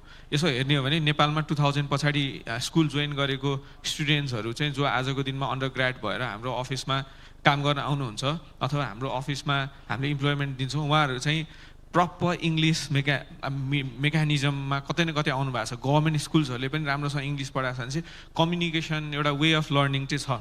तर ह्याभिङ सेड द्याट हाम्रो शिक्षा प्रणालीमा चाहिँ धेरै ठुलो सुधार चाहिएको छ, विशेष गरी इन्जिनियरिङ शिक्षा प्रणालीमा। किनभने यो पर्सपेक्टिभ हुँदाहुँदै अहिले पनि आइटीको स्टुडेन्ट्सहरूले पेपरमा लेख्नुपर्छ 3 घन्टा, जबकि हाम्रो अर्गनाइजेसनमा त we barely write on a paper नि त होइन। भनेपछि त्यो शिक्षा प्रणालीमा चाहिँ ठुलो सुधार चाहिएको छ। प्रोस्पेक्ट मैले भनेको जस्तै अनि आइडियाजमा पनि ठुलो प्रोस्पेक्ट छ होइन। हार्डवेयर चाहिँ नेपालमा बन्न स्टार्ट नै भएको छैन, दे हेभ स्टार्टेड होइन। आइ am very happy that they have started, but it's a huge prospect होइन। नेपालमा चाइनाबाट कति सामान इम्पोर्ट हुन्छ त? How lot of goods are imported from China, starting from a earpod that we use होइन, very small things, to routers, to modem, to a lot of gadgets that we use on our daily life, so that can be solved as well. So I see a huge prospect, huge opportunities in Nepal in terms of how we are. अनि अरू धेरै कुरामा चाहिँ नेपालको विकासमा के भनिन्छ भने जोग्राफिकल हुन्छ नि, जोग्राफिकल ब्याकड्रप्सहरू छ, त्यसले गर्दा गाह्रो भयो भने आइटीलाई त के चाहिन्छ? You just need a laptop, you just need a stable internet connection, I can deliver the service or a product to any part of the world remotely. भनेपछि नेपाल गभर्मेन्टलाई चाहिँ यो जस्तै अहिले रिचन दाइले भन्नुभयो वेल र प्लान्टमा चाहिँ हामी वान अफ द हाइएस्ट एक्सपोर्ट, नेपालको highest export रहेछ। त्यसलाई त मौसम मिल्नु पर्ला, के अरे खेती किसानी गर्ने ठाउँ मिल्नु पर्ला, त्यो अनुसारको जनशक्ति चाहिएला। हामीलाई त एउटा मात्रै कुरा चाहियो, जनशक्ति। हामीलाई त त्यो मौसम पनि मिल्नु परेन, केही पनि मिल्नु परेन, जोग्राफिकल इन्टरभेन्सन्स केही पनि भएन। We just need good man power. अनि government should have a policy to have प्रदेश नम्बर 8 मा जान रोक्नु पर्यो। अस्ट्रेलियालाई प्रदेश नम्बर 8 भन्छन् के अरे आजकल होइन, 7 सम्म त जाँदैनन्, प्रदेश 8 जान चाहिँ रोक्नु पर्यो। Government should have some strong policies over that. त्यो भयो भने त इनर्मस पर्सपेक्टिभ 3 लाख 4 लाखजना मान्छेले नेपालमा यदि काम गर्न, आइटीको काम गर्न थाल्ने भने त हामीले त अलमोस्ट $5 बिलियन को बिजनेस गर्दो रहेछौँ। $5 billion is almost half size of the budget that we allocate yearly. Thank you. Thank you Smaran. म अलिकति एनजेका आउन चाहेँ। एनजे, स्मरणले भन्दाखेरि चाहिँ यो सानो सानो कुरा पनि हामी एयरपोर्ट त ठुलै होला जस्तो लाग्छ मलाई होइन। अब स्मरणले भने हो, तर साइज मात्रै सानो हो होइन। र त्यो सँगसँगै हामी अलिकति जुन हिसाबले हामी हार्डवेयर र सफ्टवेयरतिर पनि लागिरहेको छौँ होइन। र सँगसँगै हामीलाई धेरै कुरा चाहिँदैन, हामीलाई चाहिने कुरा लिमिटेड छ तर स्पेसिफिक छ भन्ने कुरा छ। त्यो स्पेसिफिक कुरा चाहिँ के हो होइन? प्रोस्पेक्ट्स हामीले देखिरहेछौँ, त्यो स्पेसिफिक कुरा के हो र त्यो सँगसँगै त्यसलाई इनेबल गर्ने कुरा कोही रिचिनजीकोबाट त अघि आयो, तर त्यो सँगसँगै एनजेले आफ्नो अहिलेको जर्नीमा चाहिँ के कुरा भयो भने चाहिँ हामीले एक्सपोनेन्सियल ग्रोथ गर्न सक्छौँ अथवा जुन सपना हामीले लिएको छौँ त्यो चाहिँ हामी अगाडि बढ्न सक्छौँ? एनजे। Thank you sir. मेरो विचारमा चाहिँ होइन, सबैभन्दा ओभरलुक गरेको कुरा यत्रो प्यानल डिस्कसनहरू भयो, टक्सहरू भयो होइन, सबै कुरामा हामीले ओभरलुक गरेको कुरा भनेको हार्डवेयर सेक्सन नै हो क्या। जस्तै स्मरणजीले भन्नुभयो सफ्टवेयरमा कम्पनीहरू भनौँ न, नेपालमा सफ्टवेयरमा काम गर्ने कम्पनीहरू धेरै नै छन्, सयौँको सङ्ख्यामा छन्। हजुर। तर चाहिँ कसैलाई हार्डवेयरमा काम गर्ने, हार्डवेयर म्यानुफ्याक्चरिङ गर्ने कम्पनी भनेर सोध्यो भने बिरलै भेटिन्छन् है। प्रायः त अब बाहिरबाट ल्याउने, लेबलिङ गर्ने, बेच्ने त धेरै नै होलान्। तर चाहिँ नेपालमा एकदम ल्याकिङ भनेको के छ भन्दा हार्डवेयरको डेभलपमेन्ट रिसर्चको लागि चाहिँ इकोसिस्टम नै छैन क्या। सबैभन्दा प्रब्लम मैले देखेको छ त्यो चाहिँ एउटा। र हामीलाई चाहिएको चाहिँ भन्नुभएको थियो, हामी चाहिँ डिजिटल ट्रान्सफर्मेसनको कुरा गरिरहेछौँ तर सबैजनाले त्यो सफ्टवेयर, गभर्नेन्ट, पोलिसीहरूको मात्रै कुरा गरिरहेछौँ, जबकि हामीलाई खास चाहिने भनेको एकदमै सपोर्टिङ पिलर, सबभन्दा इम्पोर्टेन्ट पिलर भनेको हार्डवेयर नै हो। बायोमेट्रिक डिभाइस होस्, डिस्प्ले डिभाइस होस्, अथवा जुनसुकै सामान होस् जुन चाहिँ नेपालमा युज हुन्छ, जुन चाहिँ अब जस्तो हाम्रो नेसनल आइडीको लागि युज हुन्छ भन्यो भने हिजो प्यानल डिस्कसनमा पनि मैले सुने डिजिटल आइडीको बारेमा सेक्युरिटीको कुरा हुँदा सफ्टवेयर सेक्युरिटी डेटा सेक्युरिटीको बारेमा मात्रै धेरै कुराहरू सुने क्या मैले कसैले पनि त्यहाँ चाहिँ खास अब हार्डवेयर रिलेटेड कुराहरू हार्डवेयर ह्याकिङको कुराहरू त्यसको लागि चाहिँ कसैले बोलेको नै अथवा चाहिँ त्यो इन्डस्ट्री ग्रो नभएर हो या चाहिँ इकोसिस्टम नभएर हो त्यसमा कसैको फोकसै गएको देखेको छैन क्या अनि भनौँ न आइटी कम्पनीहरू आजकल यस्तो पनि भइदियो कि यही प्यानल बोर्डहरू हेर्नुहोस् टिभी हेर्नुहोस् यही स्क्रिन हेर्नुहोस् होइन मोस्टली हामीले देखेको भनेको हरेक वडामा स्मार्ट डिस्प्ले सिस्टम राखेको छ एलइडीहरू राखेका छौँ होइन आई डोन्ट थिङ्क हामी त्यतातिर फोकस गर्नुपर्छ मलाई लाग्छ कि हामीले फोकस गर्ने भनेको चाहिँ कन्ज्युमर ग्रेडको इलेक्ट्रोनिक्स अथवा गभर्मेन्टको जुन हामीले नेसनल आइडीको कुरा गरिरहेको छौँ डिजिटलाइज गरिरहेको छौँ यहाँ चाहिने फिङ्गरप्रिन्ट डिभाइस होला बायोमेट्रिकको लागि चाहिने डिभाइसहरू होला अब फेसियल रिकग्निसनको डिभाइसहरू होला पासपोर्ट कन्ट्रोल जस्तै एयरपोर्टको इमिग्रेसनमा चाहिने डिभाइसहरू होला त्यो त हाम्रो लागि लोकलाइज कुरा हुनु पऱ्यो नि नेपाली एउटा हिजो आएको थियो डिस्कसनमा एउटा बुढो मान्छेले नेपाली भाषा मात्रै जान्ने मान्छेले पनि प्रयोग गर्न सक्ने सजिलो सिस्टम बन्नु पऱ्यो क्या सबैभन्दा मिसिङ बिट मैले भेटाएको र हामीलाई चाहिएको भनेको त्यो नि हो लोकलाइज्ड इनोभेसन अन हार्डवेयर जे पनि सधैँभरि अब ओइएम म्यानुफ्याक्चररले चाइनामा इन्डियामा बनाइदिएको सामान ल्याएर अनि टेक कन्सल्टेन्टहरू चाहिँ फेरि बाहिरबाट ल्याएर होइन अनि जुगाड गरेर त अनि लङ टर्म सपोर्टै हुन्न नि सामान बिग्रियो फालिदियो सफ्टवेयर पुरानो भयो फेरि प्रोक्युरमेन्ट गर्यो नयाँ बनायो यो सबैको रुट कज भनेको चाहिँ हामीले इनोभेसनमा हामीले आफ्नो होइन इन हाउस नै बनाउन सकिन्छ भन्ने कुरालाई चाहिँ फोकस नै नगरेर चाहिँ हामी त एउटा ठुलो दलदलमा फसिरहेको छौँ क्या सफ्टवेयरमा त छँदै थियो हामी जब हार्डवेयरको इनोभेसन सुरु हुँदैछ फर्स्ट थिङ दिमागमा के आउँछ होला मान्छेको भन्दा इम्पोर्ट गर्ने होइन इम्पोर्ट गरिदिइहाल्ने एलइडी बोर्ड चाहियो इम्पोर्ट गरिदिइहाल्ने फिङ्गरप्रिन्ट डिभाइस चाहियो इम्पोर्ट गरिदिइहाल्ने एउटा मानौँ एनटिसीलाई भनौँ एउटा नयाँ डिभाइस चाहियो 4G राउटर चाहियो होइन 4G सिम हालेर वाइफाई दिने डिभाइस चाहियो फर्स्ट थिङ दिमागमा के आउँछ चाइनाबाट इम्पोर्ट गरिहाल्ने ओएम खोजिहाल्ने त्यो कुरालाई चाहिँ हामी खास मैले आर्साटेक इस्टाब्लिस गरेर मोस्टली च्यालेन्ज गर्न खोजेको कुरा त्यो नै हो क्या किनकि हामी नेपालमा लोकल भएको हुनाले हामी लोकलाइज प्रडक्ट दिन सक्छौँ नेपालको जस्तो इन्ट्रेस्टिङ इक्जाम्पल एउटा दिन्छु नेपालभरि सबैजनाको टिभी अथवा फ्यान केही न केही चट्याङले खान्छ क्या चट्याङले राउटर खाइदिन्छ के खाइदिन्छ किनकि त्यो सामान जहाँबाट बनेर आएको हुन्छ त्यहाँ चाहिँ पावर सर्ज नै सितिमिति हुँदैन त्यो कुरा गभर्मेन्ट बडीहरूले कन्ट्रोल गरिदिएको हुन्छ जसले गर्दा उनीहरूले 240 260 70 भोल्ट आयो भने त्यो उनीहरूले सोच्नै पर्दैन आउँदैन भन्ने हुन्छ जस्तो हामीले पनि हाम्रो प्रडक्टहरू डिजाइन गर्दा कस्तो हुन्छ भन्दा हामी सोच्छौँ कि नपड्किने चट्याङले नखाने भनेर बनाउँछौँ कि हामी कहिलेकाहीँ 170 भोल्ट आउँछ विद्युत प्राधिकरणको सबैलाई थाहा छ आजकल स्मार्ट मिटर छ कहिलेकाहीँ 270 भोल्ट सर्च आइदिन्छ टिभी पड्किन्छ फ्यान पड्किन्छ एनटिसीको कति राउटर त अब मेन्टेनेन्समा गइरहेको होला होइन जस्तो अहिले हामीले बनाएको जुन पावर ब्याङ्क छ त्यसले म्याक्सिमम् 410 भोल्टसम्म धान्छ क्या कसैले पनि एउटा सिम्पल पावर ब्याङ्क बनाउने बेला त्यति दिमाग लगाएर बजाउँदैन जस्तो यो बिजुलीको खम्बामा जुन राखेको हुन्छ नि बत्ती कन्ट्रोल गर्ने राति बल्ने दिउँसो निप्ने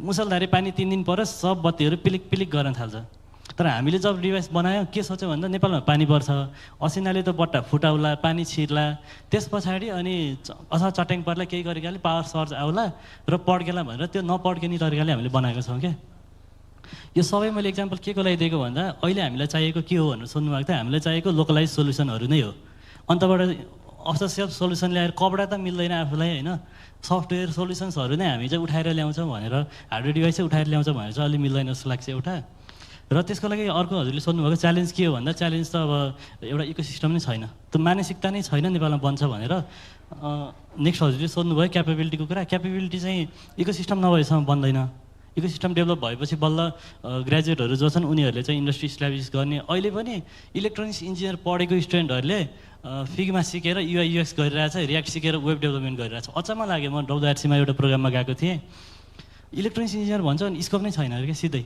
स्कोप नै छैन जबै पाइँदैन त्यही भएर कोही युआई गरिरहेछ कोही ग्राफिक डिजाइन गरिरहेछ कोही के गरिरहेछ है त्यो एउटा इकोसिस्टम बनाउनु पऱ्यो त्यस पछाडि चाहिँ नेपालमा 2-4 कम्पनीहरूले चाहिँ हार्डवेयरको म्यानुफ्याक्चरिङ इन्डस्ट्रीहरू इस्टाब्लिस गर्नु पऱ्यो हाम्रो पहिलाको कारखानाहरू त जुन बन्द भयो तिनलाई बिउतान छोडिदिउँ चोट कारखाना नखोल्दै राम्रो हुन्छ होइन बरु एउटा चाहिँ इलेक्ट्रोनिक्स म्यानुफ्याक्चरिङ गर्ने कम्पनी खोलौँ त्यतातिर लाग्यो भने चाहिँ मोस्टली सबै समस्याहरूको चाहिँ समाधान हुन्छ भन्ने मलाई लाग्छ सर ओके एनजे मैले अब यता हामीसँग सुरेन्द्र सरका आउन चाहे सुरेन्द्र सर एनजे र अरू साथीहरूले भन्नुभएको कुरामा चाहिँ हामीले सेवा सुविधा र सामान चाहिँ सोच्ने बित्तिकै आयात गरिहाल्छौँ र हामीले जनशक्ति शक्ति युवालाई फेरि त्यही सेवा सुविधालाई आयात गर्ने स्रोतलाई व्यवस्थापनको लागि फेरि निर्यात गरिहाल्छौँ भन्ने हाम्रो अहिलेसम्मको भनौँ न अब यसलाई दुःखद भनौँ अथवा जे भनौँ त्यो देखिरहेको छ।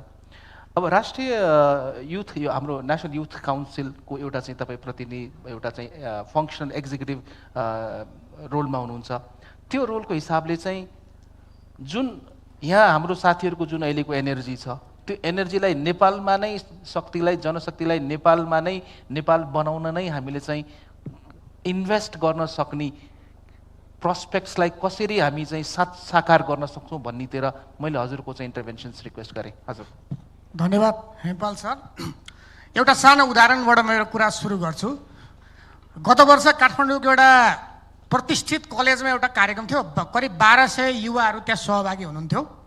एउटा प्यानलिस्टको रूपमा म त्यहाँ सहभागी थिएँ र खुल्ला प्रोग्राम थियो। मैले ती युवाहरूलाई एउटा ऱ्यान्डम स्याम्पलिङ जस्तो गरेँ। तपाईँहरूमध्ये कति युवाहरू देशभित्रै बसेर सरकारी सेवामा प्रवेश गरेर राष्ट्र सेवा गर्न चाहनुहुन्छ हात उठाउनुहोस् भने 2-3 जनाभन्दा बढीले उठाउनु भएन। जस्तो सेना पुलिसमा गएर तपाईँले कतिले चाहिँ सेवा गर्न चाहनुहुन्छ हात उठाउनुहोस्, कसैले पनि हात उठाउनु भएन। देशभित्रै उद्यम व्यवसाय गरेर जीविकोपार्जन गर्न चाहने कति हुनुहुन्छ हात उठाउनुहोस् भने 2-4 जनाभन्दा बढीले उठाउनु भएन। र मैले अन्तिममा उनीहरूलाई सोधेँ तपाईँहरूमध्ये कतिजना युवाहरू चाहिँ विदेश गएर आफ्नो भविष्य बनाउन चाहनुहुन्छ हात उठाउनुहोस् त भनेको करिब 1100-1200 चाहिँ ब्याचलर तहको विद्यार्थीहरूमध्ये 1200 नै विद्यार्थीले चाहिँ एकदम करतल ध्वनिका साथ त्यो विदेश जाने भन्नेमा उहाँहरूले हात उठाउनु भयो। र यो हाम्रो देशको आजको एउटा चित्र हो, तस्बिर हो भन्ने मलाई लाग्छ। र युवाहरूले देशभित्र भविष्य देख्न चाहिँ सकिरहेका छैनन् र ती युवाहरूलाई स्वदेशभित्रै भविष्य देखाउनका निमित्त जस्तो चाहिँ राज्यले सरकारले यहाँ पूर्व मन्त्रीज्यू हुनुहुन्छ, वर्तमान सचिवज्यू हुनुहुन्छ, अरू धेरै स्टेक होल्डरहरू यहाँ हुनुहुन्छ। सरकारले राज्यले सबैलाई रोजगार दिन त सक्दैन, 5-10%लाई होला बढीमा, त्यो पनि गाह्रो छ भन्दा हाम्रा युवाहरू या त विदेश जान बाध्य छन् वा स्वदेशभित्रै बेरोजगारीको भुमरीमा रुमलिन बाध्य छन्। त्यसो गर्दा ती युवाहरूलाई भविष्य देखाउने एउटै मात्र बाटो भनेको उद्यमशीलताको नै हो। यसो गर्दा उद्यमशील चाहिँ युवाहरूलाई स्वदेशभित्रै भविष्य देखाउनका निम्ति उद्यमशीलता सिर्जना गर्नुको विकल्प छैन। र त्यो उद्यमशीलताभित्र पनि हाम्रो जस्तो पछाडि परेको देशसँग, किनभने एउटा यो डिजिटल एन्टरप्रेनरसिपको जो कुरा छ यसभित्रै हाम्रो असाध्यै ठुलो सम्भावना यस कारणले पनि छ कि यो एउटा सोचबाट नै यो सिर्जना हुन्छ, एउटा इनोभेटिभ आइडियाबाट नै यो यसको चाहिँ हुन्छ। धेरै लाखौँ करोडौँ अरबौँ खरबौँ लगानी भइरहनु पर्ने क्षेत्र होइन। एउटा इनोभेटिभ सोच आयो भने, क्रिएटिभ सोच आयो भने, एउटा दृष्टिकोण आयो भने, एउटा नवप्रवर्तनात्मक सोच आयो भने हामीले रातारात ठुलो रिभोल्युसन हुन सक्छ। त्यस कारणले गर्दाखेरि हाम्रा पोलिसीहरू, हाम्रा चाहिँ सरकारका कार्यक्रमहरू, योजनाहरू, नीतिहरू चाहिँ अधिकतम रूपले यो डिजिटल एन्टरप्रेनरसिपमा प्रमोट गर्ने दिशामा केन्द्रीकृत हुनुपर्दछ। राष्ट्रिय युवा नीति 2072 अनुसार 16 देखि 40 वर्षको उमेर समूहको जनसङ्ख्यालाई युवाको रूपमा परिभाषित गरिएको छ र अस्ति 78 सालको जनगणना अनुसार त्यस्तो सङ्ख्या 42.56% रहेको छ र यसलाई एउटा डेमोग्राफिक डिभिडेन्डको एउटा जनसाङ्ख्यिक लाभांशको समय भनेर भनिएको छ। त्यत्रो ठुलो इनर्जेटिक युथहरूलाई मुलुकभित्रै भविष्य देखाउनका निमित्त आजको दिनमा के सरकार, के राष्ट्रिय योजना आयोग, विभिन्न मन्त्रालयहरूदेखि लिएर सिङ्गो निजी क्षेत्र, सरकारी क्षेत्र, गैर सरकारी क्षेत्र सबै क्षेत्रले आज चाहिँ डिजिटल एन्टरप्रेनरसिपमा त्यो नीति निर्माणको दृष्टिकोणले, त्यो चाहिँ सहजीकरण गर्ने दृष्टिकोणले, त्यो लगानी गर्ने दृष्टिकोणले चाहिँ अत्यन्तै प्राथमिकतापूर्वक चाहिँ हामीले गर्नुपर्छ। एउटा सेवा प्रवाहको विषय हो, अर्को सँगसँगै यो चाहिँ उत्पादनको पनि विषय हो र सँगसँगै उत्पादकत्व वृद्धि गर्ने विषय पनि हो। र यसले नै नेपाललाई चाँडोभन्दा चाँडो एउटा नयाँ चाहिँ एउटा सम्भावना युक्त ठाउँमा हामीलाई पुर्याउन सक्दछ। त्यस कारणले गर्दाखेरि सबै हिसाबले एकीकृत ढङ्गले चाहिँ त्यसलाई प्रमोट गर्नका निमित्त लाग्न धेरै ढिला भइसकेको छ र अघि यहाँ तस्बिरमा सुरुमा प्रेजेन्टेसनमा देखाइए जस्तै यो अवसरलाई हामीले छोप्न सक्यौँ भने, पक्रन सक्यौँ भने हाम्रो मुलुकको भविष्य सुन्दर छ, उज्जवल छ। तर यसलाई व्यवस्था गऱ्यौँ भने नीति निर्माणको कोणबाट, राज्यको पोलिसीको कोणबाट, सरकारको पोलिसीको कोणबाट चाहिँ ठिक ढङ्गले यसलाई लिएन भने हाम्रो भविष्य अन्धकार छ। त्यसैले गर्दाखेरि नै नेपालको भाग्य चम्काउने र छुट्टै समयमा नेपाललाई संसारको एउटा समृद्ध राष्ट्रमा पुर्याउने सम्भावना बोकेको क्षेत्र भनेको नै यो हो भन्ने लाग्छ। म यही कुरा लिएर म सुमन सरका हुन चाहे। सुमन सर, हजुरले अघि अलिकति प्रोस्पेक्टको कुरा पनि गर्नुभएको थियो र केही पेनको कुरा पनि गर्नु। यो हामीसँग केही क्षमता छ भन्ने कुरा हामी बुझ्छौँ, छ, हजुरले पनि स्वीकार गर्नुभयो। यसलाई व्यवस्थापन कसरी गर्न सकिन्छ अथवा तपाईँहरूले व्यवस्थापन कसरी गर्नुभएको छ भन्ने कुरातिर चाहेँ र प्रविधिले यसपछि म अलिकति यो विषयलाई नै अलिकति म यहाँ प्राविधिक साथीहरूसँग पनि त्यसमा चाहिँ जान चाहन्छु। सुमन सर प्लिज। किन भन्दाखेरि हाम्रो सुरेन सरले भन्नुभएको कुरा चाहिँ त्यो सोच चाहिँ छ, तर सोचलाई जबसम्म हामीले चाहिँ परिणाममा परिवर्तन गर्न सक्दैनौँ त्यो सोचमा मात्रै रहिरहेको छ कि जस्तो लाग्छ। एकदम सही हो। मैले अघि पनि मेरो अघिको कुरामा मैले भनेको थिएँ हामीसँग पोटेन्सियल पनि छ, त्यो क्यापेबिलिटी पनि छ, हामीले गर्न सक्ने त्यो क्षमता छ, तर कस्तो भने त्यसलाई राइट हिसाबले त्यसलाई इनेबलिङ गरिदिने, त्यसलाई फेसिलिटेट गरिदिने त्यो काममा चाहिँ काहीँ न काहीँ समस्या छ।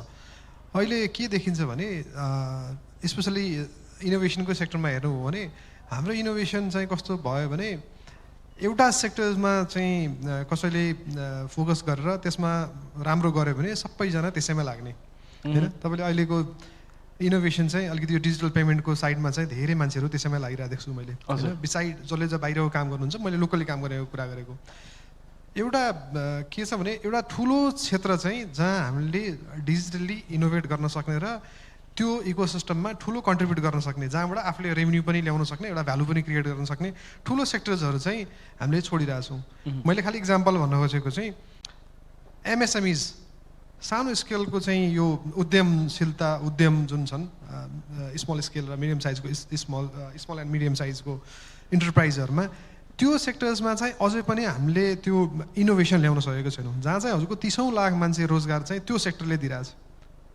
अब त्यहाँ चाहिँ हामीले इनोभेसन ल्याउन सकेका छौँ। त्यो चाहे चाहिँ त्यसको सप्लाई चेनको कुरा होला, त्यो भ्यालु चेनको कुराहरूमा होला, त्यहाँ चाहिँ हामीले चाहिँ कसैको ध्यान नै पुगेको छैन। भनेपछि त्यो नयाँ नयाँ क्षेत्र, मैले एउटा इक्जाम्पल दिएँ, चाहे त्यो अर्को सेक्टर हेल्थको सेक्टर होला जहाँ चाहिँ हामी त्यसलाई डिजिटाइज गर्न सक्छौँ, अर्को एजुकेसनको सेक्टर होला त्यसलाई हामी डिजिटाइज गर्न सक्छौँ, त्यतातिर चाहिँ इन्सुरेन्सको सेक्टर्स होला हैन, अरू लजिस्टिकको सेक्टर्स होला।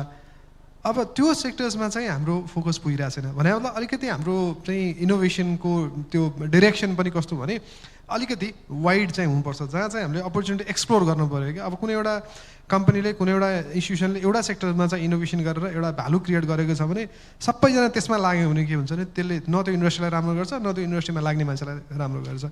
मैले भन्न खोजेको चाहिँ opportunity, there are lot of other opportunities, other areas where we can explore, where we can digitize, where we can innovate, where we can really make value हैन, फाइनेन्सियल भ्यालु क्रिएट गर्न सक्छौँ। Social impact त छँदै छ। एउटा इन्डियाको example चाहिँ म दिन चाहन्छु हजुरको चाहिँ एउटा यो स्मार्ट इन्डिया मार्ट भन्ने कम्पनी चाहिँ सो उनीहरूले चाहिँ लोकल लेभलमा यति डिप लेभलमा गयो कि उनीहरूले त्यो मार्ट जुन एउटा इकमर्स प्लेटफर्म बनायो त्यहाँ चाहिँ हजुरको चाहिँ गाईको गोबर जुन चाहिँ अर्ग्यानिक भएर जुन चाहिँ युज गर्न सकिन्छ त्यो चिजहरू चाहिँ डिजिटल्ली त्यो त्यो एउटा उसमा प्लेटफर्ममा लिएर आएर उनीहरूले त्यसलाई चाहिँ मान्छेलाई जो गाउँको मान्छेलाई फेसिलिटेट गरिरहेछ कि भने त अब त्यो लेभलसम्मको डिप लेभलसम्मको चाहिँ एउटा इनोभेसन चाहिँ इन्डियामा छ। अब हामी चाहिँ के छौँ, प्राइमेरीली हाम्रो फोकस कहाँ छ, अर्बन सेन्ट्रिक। आजको दिनमा चाहिँ गाउँमा चाहिँ मान्छेले कति दुःख पाइरहेछ, चाहे एग्रीको सेक्टरमा होला, एग्रिकल्चरकोमा होला, चाहे एजुकेसनमै होला, हेल्थमै होला, ठुलो समस्या छ नि।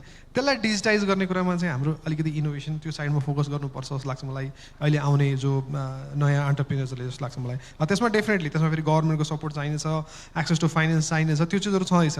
तर मैले भनेको लेट्स ट्राई, त्यहाँ पहिला जाउँ, हेरौँ, अपर्च्युनिटी देखाउँ, त्यसपछि त्यसलाई चाहिने सपोर्टिङ फ्याक्टर्सहरू खोज्न थालौँ होइन। त्यो पनि रेडी भइसकेको छ। आजको दिनमा चाहिँ पिभिसी चाहिँ हजुरको 4-5वटा पिभिसीले दे गट अलरेडी लाइसेन्स र आजको दिनमा चाहिँ ठुल्ठुलो पिभिसी 4 अर्ब 5 अर्बको चाहिँ फन्ड क्रिएट गरेर बसिरहेछ।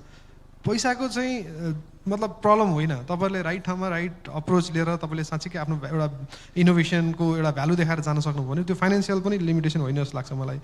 सो देयर इज एन अपर्च्युनिटी। अर्को चाहिँ मैले एउटा तपाईँलाई जोड्न खोजेको चाहिँ जस्तै हाम्रो यो डिजिटल नेपाल फ्रेमवर्क 2019 जुन इन्भिजन गरेको छ नि, सो इट्स रियली गुड। यदि हामीले जुन यसमा बेसिकली 1 नेसन 8 सेक्टर्स र 80 डिजिटल इनिसिएटिभ भनेर जुन खालको एउटा डकुमेन्ट बनेको छ, जुन खालको फ्रेमवर्क बनेको छ, त्यसमा मात्रै हामीले फोकस गरेर जुन 8वटा एरिया आइडेन्टिफाई गरेको छ त्यो डिजिटल फ्रेमवर्कले, त्यो 8वटा सेक्टर्समै there is a big opportunity. Example तपाईँको चाहिँ digital foundation, agriculture, health, education, energy, त्यसपछि तपाईँको गएर टुरिज्म, फाइनेन्स, अर्बन इन्फ्रास्ट्रक्चर, यति 8वटा एरियाजमा त्यहाँ फेरि एरियाको कहाँ सेक्टरमा हामी डिजिटाइज गर्न सक्छौँ, कहाँ चाहिँ इनोभेसन ल्याउन सक्छौँ भन्ने कुरा पनि आइडेन्टिफाई गरिदिएको छ।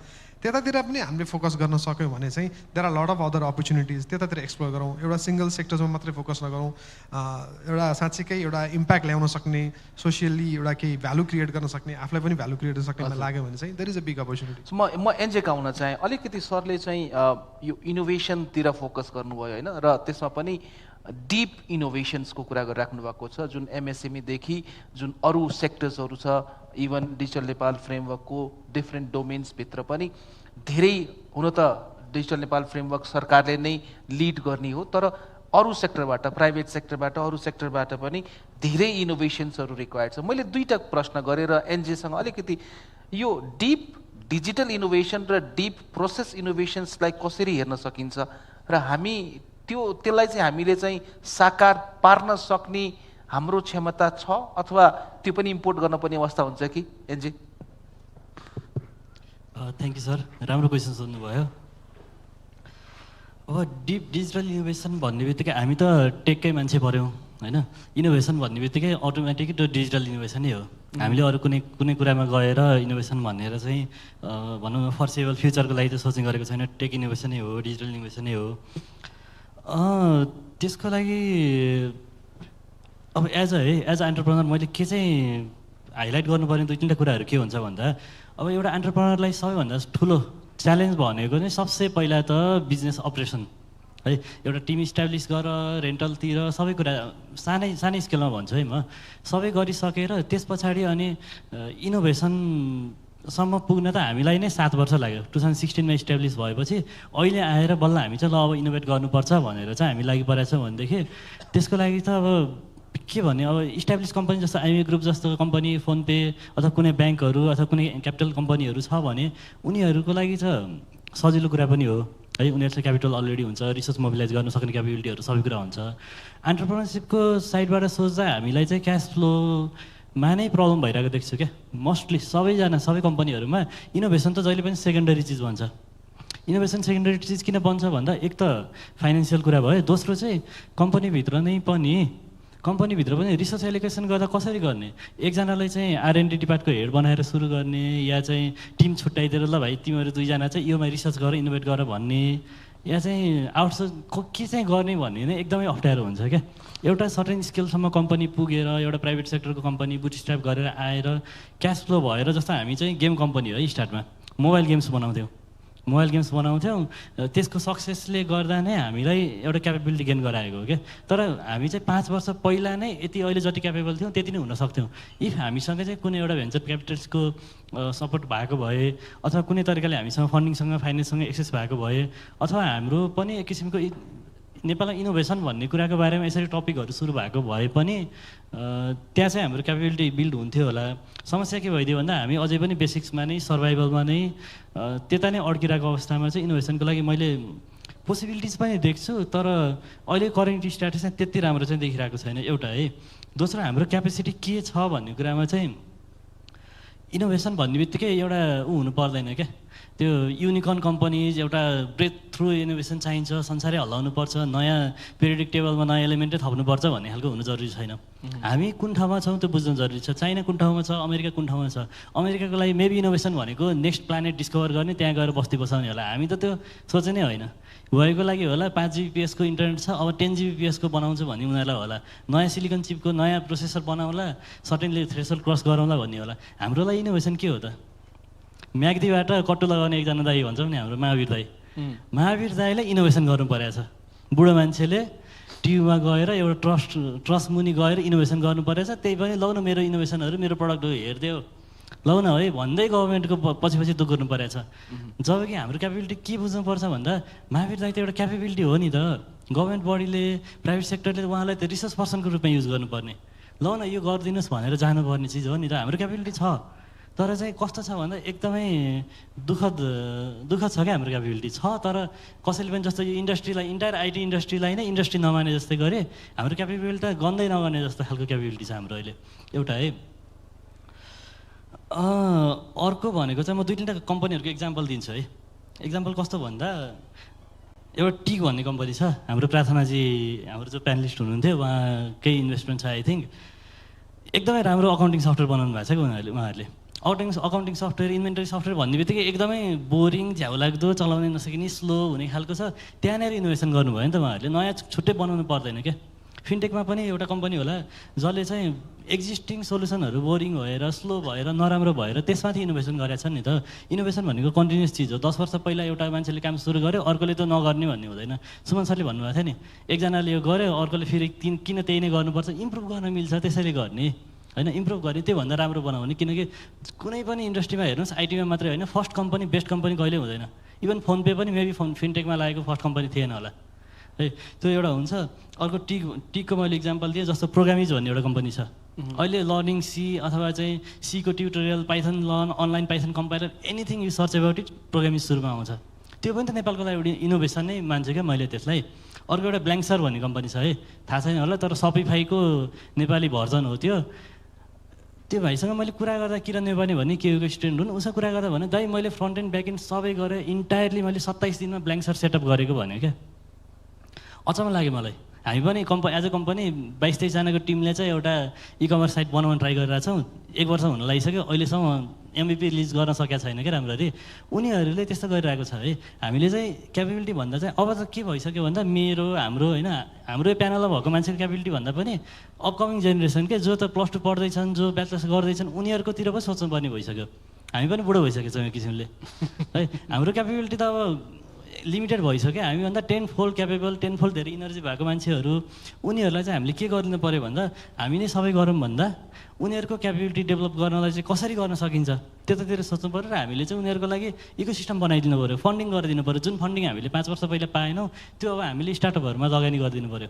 हामीले उनीहरूलाई बोलाउनु पऱ्यो, यस्तो कार्यक्रमहरूमा पनि होइन, बोलाउँदाखेरि चाहिँ उनीहरूलाई पनि एउटा स्थान दिनु पऱ्यो क्या। यहाँ चाहिँ इस्टाब्लिस मान्छेहरू मात्रै खोजेर बोलाउने यो पनि अलिकति नहुनसक्छ नि त, राम्रो चिज नहुनसक्छ होइन। अब त्यसको लागि चाहिँ त्यता सोच्नु पऱ्यो। क्यापेबिलिटी भन्ने बित्तिकै हाम्रो क्यापेबिलिटी छोडिदिउँ, अब आउने क्यापेबिलिटी, अब आउने मान्छेहरूको क्यापेबिलिटी हेरेर उनीहरू बाहिर गइदियो भने के हुन्छ। अघि हाम्रो रिजन दाइले भने जस्तै खतमै हुन्छ इन्डस्ट्री है। त्यतातिर आइडेन्टिफाई गरौँ हामी। क्यापेबिलिटी हामीसँग खोज्नु भन्दा पनि अब आई थिङ्क अबको फ्रेसरहरूतिर चाहिँ म्यासिभ छ है, तर उनीहरू गइदियो भने त गयो।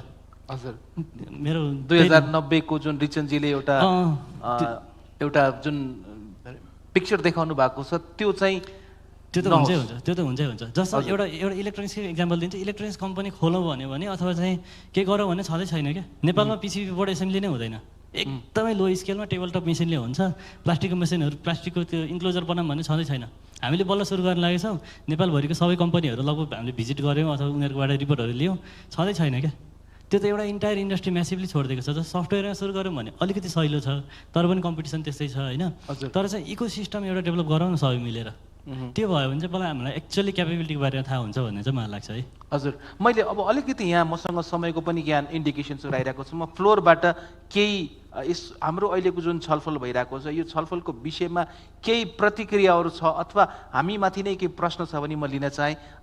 भले हाम्रो साथीहरूले चाहिँ त्यहाँ, हजुर भट्टजी, हजुर त्यहाँ एकचोटि छोटोमा राखिदिनु होला प्लिज, मैले रिक्वेस्ट गरेँ। हजुर। हेलो, मेरो नाम प्रमोद गेवाली हो। मेरो चाहिँ यहाँ प्यानलिस्टहरूलाई चाहिँ एउटा क्वेसन के छ स्पेसिफिक कसैलाई छ भने नाम पनि भनिदिनु होला, जसले जवाब दिँदा पनि हुन्छ। प्रमोदजी, हजुर ठिक छ प्रश्न। अनि यहाँ इन्टरप्रेन्योरसिपले चाहिँ एप्लिकेसनहरू बनाइन्छ अनि प्रोभाइड पनि गरिन्छ। चलेको 10-15 वर्ष एक्जिस्ट भइसकेको कम्पनीले दिइसके पछाडि, त्यो एप्लिकेसन दिइसके पछाडि विथिन 1 इयर मैले चाहिँ यो एप्लिकेसनलाई चाहिँ फर्दर डिस्कन्टिन्युड गरेँ भनेर राखिदिएको हुन्छ, ताकि कतिपय संस्थाहरूमा चाहिँ त्यो अलरेडी नै युज भइसकेको हुन्छ। यसलाई यो किन भइराखेको छ एउटा, र यसलाई चाहिँ रोक्नको लागि हामीले के गर्न सक्छौँ त्यो। हजुर धन्यवाद। सम्भवतः अलिकति यो कन्टिन्युटी कुरा छ, यसलाई यहाँ प्यानलमा आई थिङ्क स्मरणजी तपाईँले अलिकति एड्रेस गर्न सक्नुहुन्छ र म हजुरका पछि आउँछु। तर केही अरू प्रश्न प्रतिक्रिया जिज्ञासा छ भने मैले हजुरतिर टार्गेट गरेँ। यो अरू मैले केही हात देखिरहेको छु, हजुर प्लिज केही छ भने प्लिज, किनभने अबको छलफल अलिकति मैले ओके यता एकजनाको हात देखिरहेको छु। हजुर यसमा अलिकति हामीले चाहिँ हेर्न खोजेको के भन्दाखेरि इनोभेसन जुन अघि एनजेले भने जस्तै डे टु डे वर्कमा नै डे टु डे जुन हाम्रो लायबिलिटिजमा नै हाम्रो धेरै फोकस भइरहेको छ भने प्लिज हजुर या Good morning, everyone. I'm Ida Rizal's Chief Technology Officer at Yarsatec. This question goes to our representative from Youth Council. जस्तै हामीले नेपालमा youth सबैभन्दा धेरै छ जबकि वर्ल्डमा youth चाहिँ कमी छ हैन अनि त्यो टाइममा चाहिँ इनोभेसनको कुरा गरिरहेछौँ we are talking about entrepreneurship capacity so Nepal government youth council जस्तो बडीहरूले चाहिँ हामीलाई चाहिने रिसोर्सेसहरू चाहिँ कसरी आइडेन्टिफाई गरिरहेछ अनि त्यो रिसोर्स आइडेन्टिफाई गर्ने मोडालिटीमा चाहिँ देशलाई के चाहिएको छ भन्ने कुरामा केही डेटाहरू हामीसँग छ भने चाहिँ it would be really helpful thank you so हामीलाई चाहिने रिसोर्सेसहरू कसरी आइडेन्टिफाई गरिरहेको छ र त्यसमा डेटाहरू धन्यवाद यो प्रश्नको लागि आई थिङ्क हामी त्यो प्रश्न टेकअप गर्छौँ होला केही अरू प्रतिक्रिया अथवा प्रश्न केही छ भने प्लिज ओके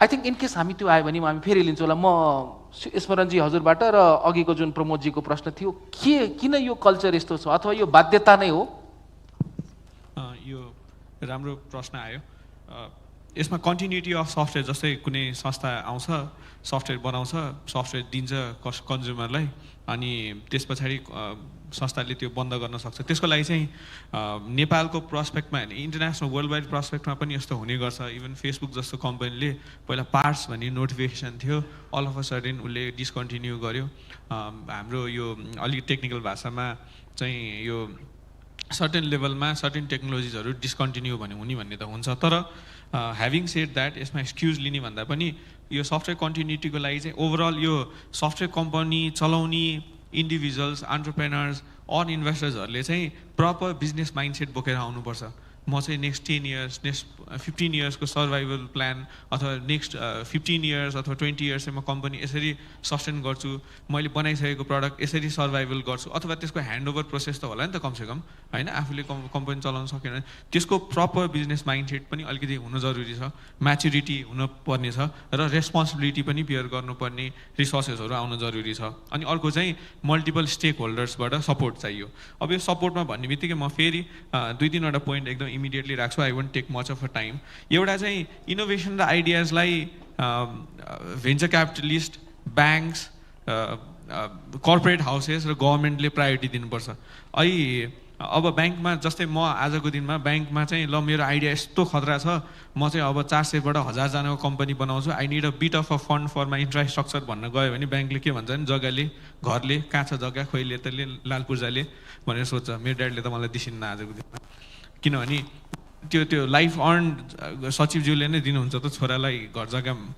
धितो राख्न माग्यो भने एउटा म स्टार्टअप गर्छु बुवा भन्दै छोराछोरी कोही आयो भने सचिवज्यूलाई नै दिन गाह्रो छ नि त भनेपछि आजको दिनमा त ब्याङ्क अथवा सरकारी संस्था अथवा भिसिजहरूको अभिगत के हो भिसिजले त अलि नमाग्ला भन्दाखेरि जग्गा ल्याऊ घर ल्याऊ कोल्याट्रल खोइ कहाँ छ के छ भन्ने टाइपको हो त्यो सपोर्टिभ इको सिस्टम कतै न कतै चाहिएको हो अनि दाइले भन्नु जस्तो गाउँमा गएर त्यो गोबरलाई कन्भर्ट गरेर ल सेलेबल आइटम बनाउने हो भने त इन्भेस्टमेन्ट चाहियो नि त हैन राइट अवे इन्भेस्टमेन्टको लागि चाहिँ एन्टरप्रेनर्सहरूलाई सर्टेन लेभल अफ इन्भेस्टमेन्ट हामी पनि ल प्रडक्ट बनाउँछौँ भन्यो एनजिजीहरूले प्रडक्ट बनाउँछु भन्नुभयो इनोभेसन गर्छु भन्नुभयो तर त्यो लङ फाउन्डेसन चाहियो नि त पहिला त पैसा कमाउनु पर्यो त्यो लेभल अफ पैसा चाहियो जहाँबाट चाहिँ त्यो फन्ड चाहियो इन्भेस्टमेन्ट चाहियो जहाँबाट चाहिँ त्यो इनोभेसन हुनसक्छ भनेपछि यसमा चाहिँ मल्टिपल की होल्डर्सको पनि हुन्छ र यहाँको क्वेसनको सठिक एन्सर चाहिँ रेस्पोन्सिबल हुनुपर्छ आइटी एन्टरप्रेनर्सहरू अब म यसमा अलिकति 2-3वटा पोइन्ट राखि नै हाल्छु एउटा चाहिँ यो गभर्मेन्टले सब्सिडी गर्छ सचिवज्यूलाई अलिकति ध्यान आकर्षण गर्न चाहेँ यो गभर्मेन्टले दिएको सब्सिडिजहरू स्टार्टअप भन्छ तर यसको यो प्रपर डकुमेन्टेसन भएर गभर्मेन्टको वेबसाइटमा इजी प्रोसेस के हामी स्टार्टअप गर्ने मान्छेमा चाहिँ अलिक पेसेन्स हुँदैन रहेछ जाने 2 दिन गएर सरकारी कार्यालयमा धर्ना दिने फेरि चिया खाने यो गर्ने त्यो भन्दा पनि एउटा प्रोसेस होस् अनलाइन एप्लिकेसन फिल गर्न पाइयोस् गएर प्रेजेन्टेसन दिनुपर्छ भने यसरी ल्याएर हामी प्रेजेन्ट गर्छौँ अनि त्यो आइडियाजलाई भ्यालु गरियोस् गभर्मेन्टको त्यो सब्सिडी पोलिसी पनि खै कार्यकर्तालाई मात्रै पाउने हो कि हामीले पाएको चाहिँ थाहा छैन इन्डस्ट्रीले अर्को चाहिँ यो हामीले के बुझ्नुपर्छ भन्दाखेरि यो गभर्मेन्टलाई त अहिले हाम्रो सूचना प्रविधि मन्त्रालय अन्तर्गत पर्छौँ हामी यसो इन्डिरेक्टली सुन्ने हो भने त एनटिसी मन्त्रालय भनेर भन्दो रहेछ एनटिसी मन्त्रालय अरे के सबै पैसा त्यहाँ छ नि त भनेपछि मन्त्रालय नै एनटिसी मन्त्रालय आइटी भने त भेरी रियर के अनि त्यसमा चाहिँ मेरो एउटा मात्रै पोइन्ट के हो भने एनटिसीले जति पैसा कमाउँछ अथवा एनसिएलले जति पैसा कमाउँछ एनटी थ्रु नेपालीको पैसा कमाएको हो नि त। हामीले इन्टरनल्ली मैले रिचार्ज गरेर कमाएको पैसा हो नि त, नेपालभित्रकै पैसा हो क्या त्यो। तर सफ्टवेयर इन्डस्ट्री अथवा हार्डवेयर इन्डस्ट्रीले पैसा कहाँबाट ल्याउन सक्छ त? बाहिरबाट ल्याउन सक्छ। प्रायोरिटी चाहिँ बाहिरबाट नेपालमा आउने पैसालाई दिनु पर्यो, रादर देन नेपालभित्रै घुम्ने पैसालाई प्रायोरिटी दिइरहेछौँ क्या हामी। चाहिन्छ त्यो टेलिकम बिना अथवा त्यो इन्फ्रास्ट्रक्चर बिना त हामी नै कसरी हाम्रो इन्डस्ट्री नै सर्भाइभ हुन सक्दैन। तर having said that please have a bit of a importance towards money coming to Nepal from outside of Nepal क्या। ग्लोबबाट आउने पैसालाई भ्यालु गरौँ। त्यो पैसा चाहिँ is your real money that will contribute to our GDP, that will make Nepal better. त्यो समृद्धि भन्दा भन्दै त्यो एनटिसी नेपाली एयरलाइन्समा घुमेर चाहिँ it will not get anything else. त्यो चाहिँ मेरो स्ट्रङ पोइन्ट हो जस्तो लाग्छ। अर्को चाहिँ यो हामीले चाहिँ यो हुन्छ नि व्यापार घाटा घटाउने भनेर सरकारको हरेक वर्षको पोलिसिजमा आइटी पोलिसी भनेर के अरे अर्थ पोलिसी यो नीति तथा कार्यक्रममा आउँछ एक्सपोर्ट के अरे यो व्यापार घाटा घटाउनु भनेको इम्पोर्ट घटाएर पनि व्यापार बढ्छ नि त। सबैले एक्सपोर्ट गर्नुपर्छ भने जरुरी छैन नि त। उहाँले हार्डवेयर बनाइरहनु भएको छ नेपालमा, मेरो विचारमा 2-3 अरब भन्दा कमको हार्डवेयर त पक्का इम्पोर्ट हुँदैन होइन। 1 अरब मात्रै यहाँ बचाउन सक्यो भने बढी हुन्छ, अझै 10-20 अरब होला।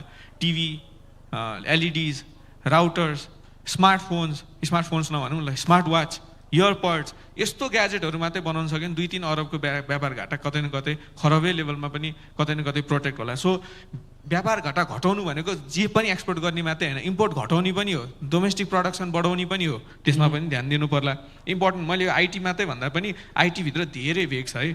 अनि हामीले जस्तै यो अर्गनाइजेसन्सहरूलाई अलिक इम्फेसिस दिनु पऱ्यो। NASIT भन्ने अर्गनाइजेसन खोलेका छौँ होइन। ल हामीले चाहिँ 5 खरब कमाइदिन्छौँ गभर्मेन्टको लागि।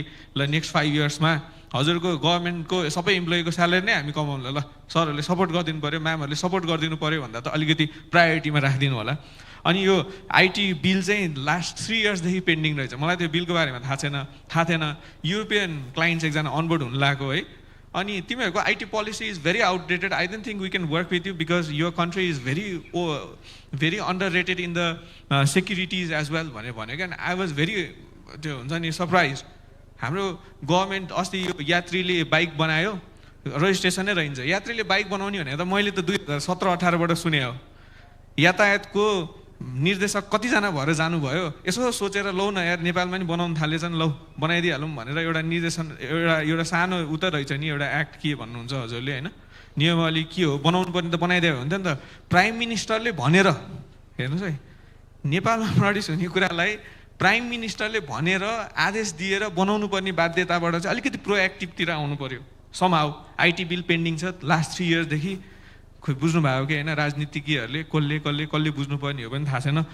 अप्रुभ गरिदिनुहोस्, केही न केही पैसा नेपाल आउँछ, नेपालमा युवाले रोजगारी पाउँछन्। त्यति एउटा बिल जब एउटा बिल के धेरै डिस्कसन गर्नु पनि छैन। यसलाई यति भागभन्डा यसलाई यति भागभन्डा भन्नुपर्ने छैन, एउटा बिल हो।